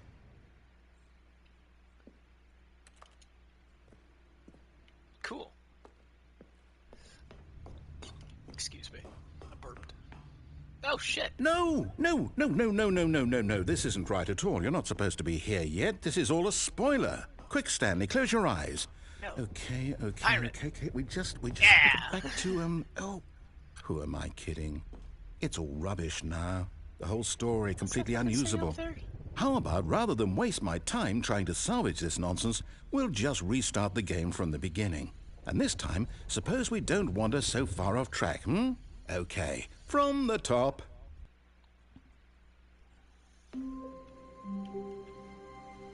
All of his co-workers were gone. What could it mean? Stanley decided to go to the meeting room. Perhaps he had simply missed a memo.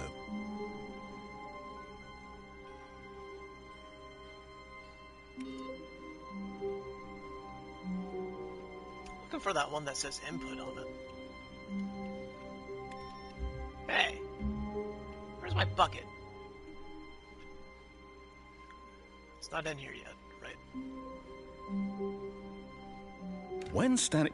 Wait, what? No, I restarted. I swear I definitely restarted the game over, completely fresh.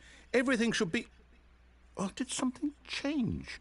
Stanley, did you change anything when we were back in that room with all the monitors? Did you move the story somewhere or... Hold on. Why am I asking you? I'm the one who wrote the story. It was right here just a minute ago. I know for sure that it's here somewhere. Okay, then. It's an adventure. Come, Stanley. Let's find the story. I want to go that way.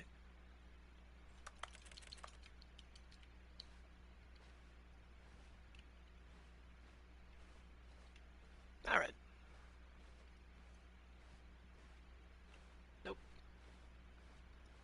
The Call of Adventure.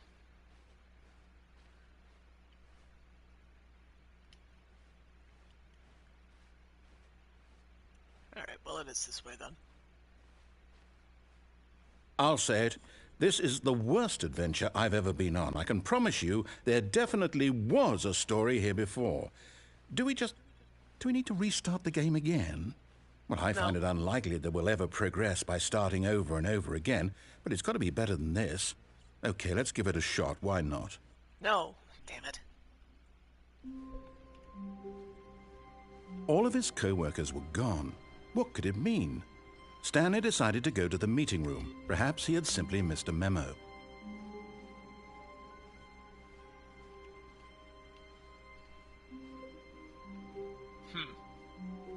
Beep, boop. Okay, yep, it's worse. I might be remembering this wrong. It's possible the story is back where we just came from. Why don't we go back the other direction and see if we missed anything? All right.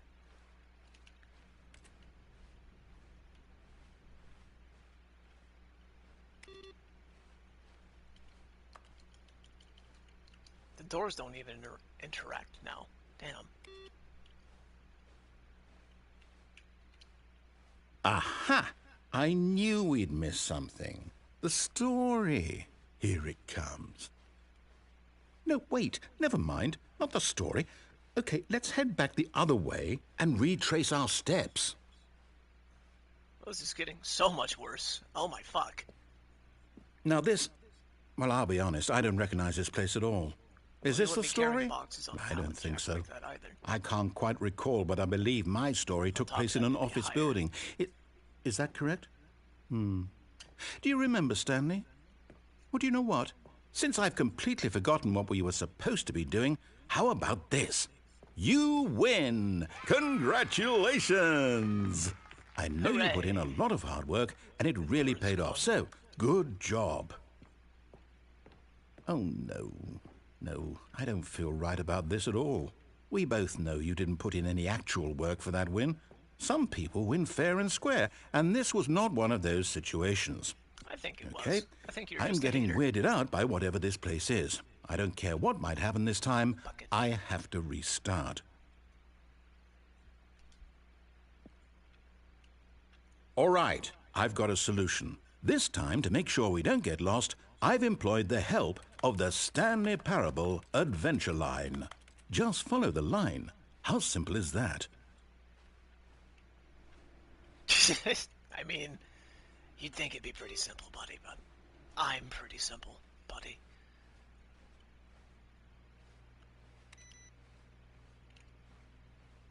This is gonna be so fun. Just to fuck with him. Aw.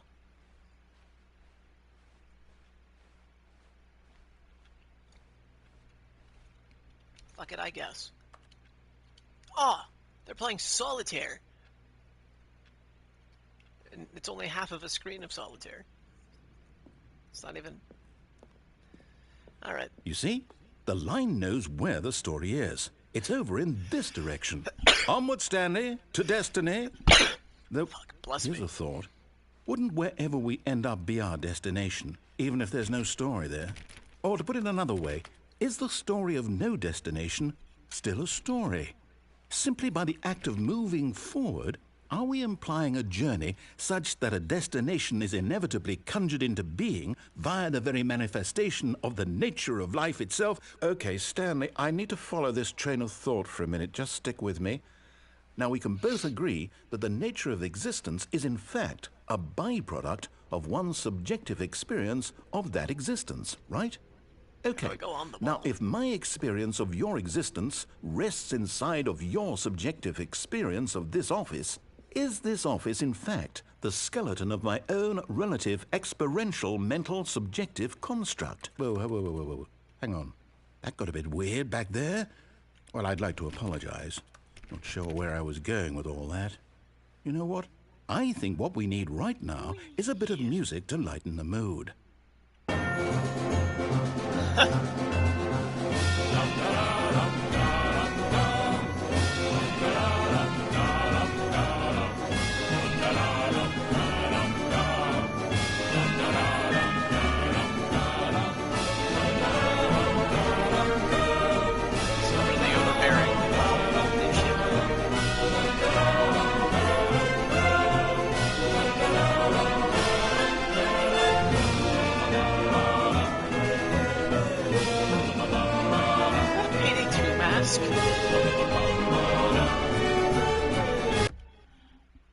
Okay.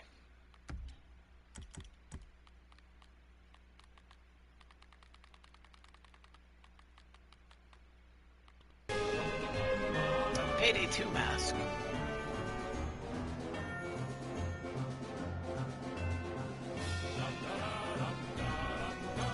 Adventure time.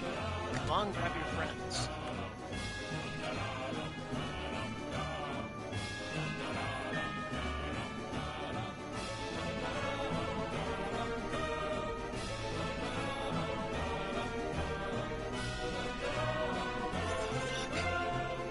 What the fuck? Oh, you can see it change. Hold on.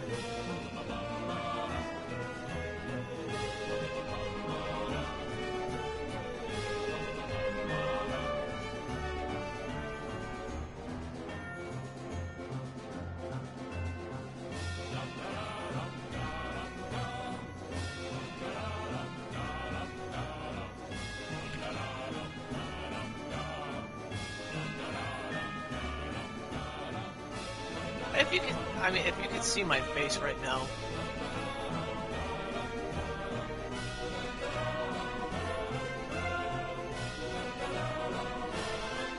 I am absolutely bewildered. Wait, cut the music. Go back and look at that fern. Stanley, this fern will be very important later in the story. Make sure you study it closely and remember it carefully. You won't want to miss anything. Okay. I took multiple screenshots. I think we're good.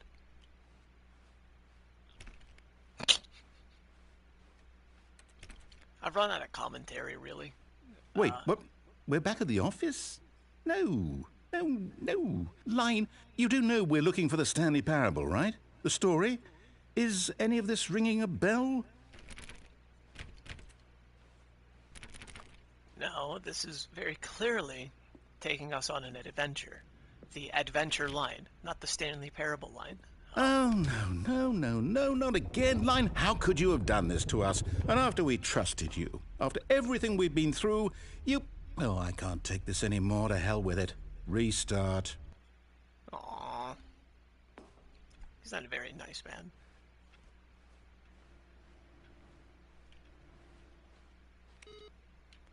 You know what, Stanley? I say forget the adventure line. What's it ever done for us? We're intelligent people, right? Why can't we make up our own story? Something exciting, daring, mysterious. Ooh, this all sounds perfectly doable. Why don't we simply start wandering in, well, I don't know. How about this direction? I don't wanna.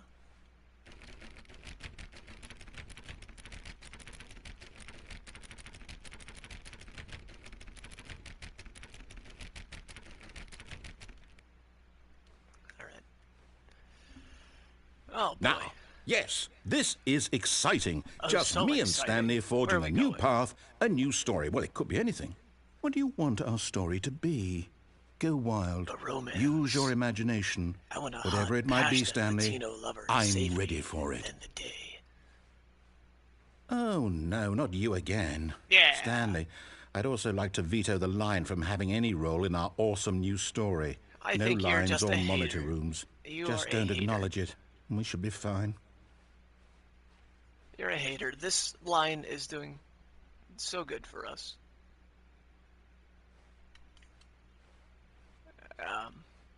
I can't go that way. Ah, a choice. We get to make a decision. From here, the story is in our control. How important we mustn't squander the opportunity. In fact, Okay. I believe I need a minute to think here. Just walk in circles for a minute. Okay, so I know I that am, each Cody. door has I to am. lead somewhere, which means that somewhere, the place where we're trying to go, there must be a reverse door that leads here. And that I in really hope turn this turns means into that our destination a yellow line at some corresponds point. with the counter-inverted This will be so reverse fun. door's origin. So starting you from the blabbering right, about? let us ask, will taking the right door lead us to where we're going? And There since is the no answer is clearly right or yes, wrong then door. by all accounts, the door on the right is the correct one. Another victory for logic. Fuck you. Come, Stanley, our destiny awaits. No. I wonder if there's any dialogue for this.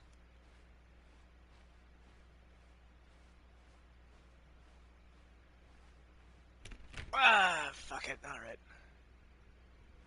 Oh, hold up, what's this? The What confusion ending. You're telling me that's what this is? It's all one giant ending? And we're supposed to restart the game, what, eight times? That's really how all this goes? It's all determined? So now, according to the schedule, I restart again. Then what? Am I just supposed to forget? Well, what if I don't want to forget? My mind goes blank simply because it's written here on this thing, wall. Well, who consulted me? Why don't I get to decide? No. Why don't I get This a is so say in bad. all of this? Is it really? No, it can't be. I don't want it to be. I don't want the game to keep restarting. I don't want to forget what's going on. I don't want to be trapped like this. I won't restart the game. I won't do it. I won't do it. I won't do it. And the timer stopped. Uh-oh. Does that mean, did we do it? Did we break the cycle? The, whatever it is that made this schedule? How would we even know? Sit in the chair. Will someone come for us? Will something happen? So, okay. It's just you and me now, buddy. I guess What now are we we just gonna wait. do? You know, I suppose in some way that this is a kind of story. Wouldn't you agree? No. I'm not quite sure if we're in the destination or the journey, though they're always saying that life is about the journey and not the destination. So I hope that's where we are right now. We'll find out, won't we? Eventually. Probably. Well, in the meantime, if you...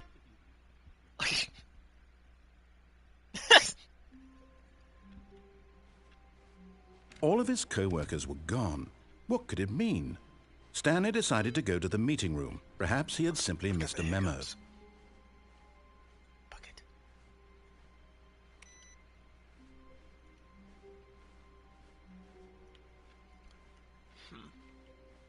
No bucket this time.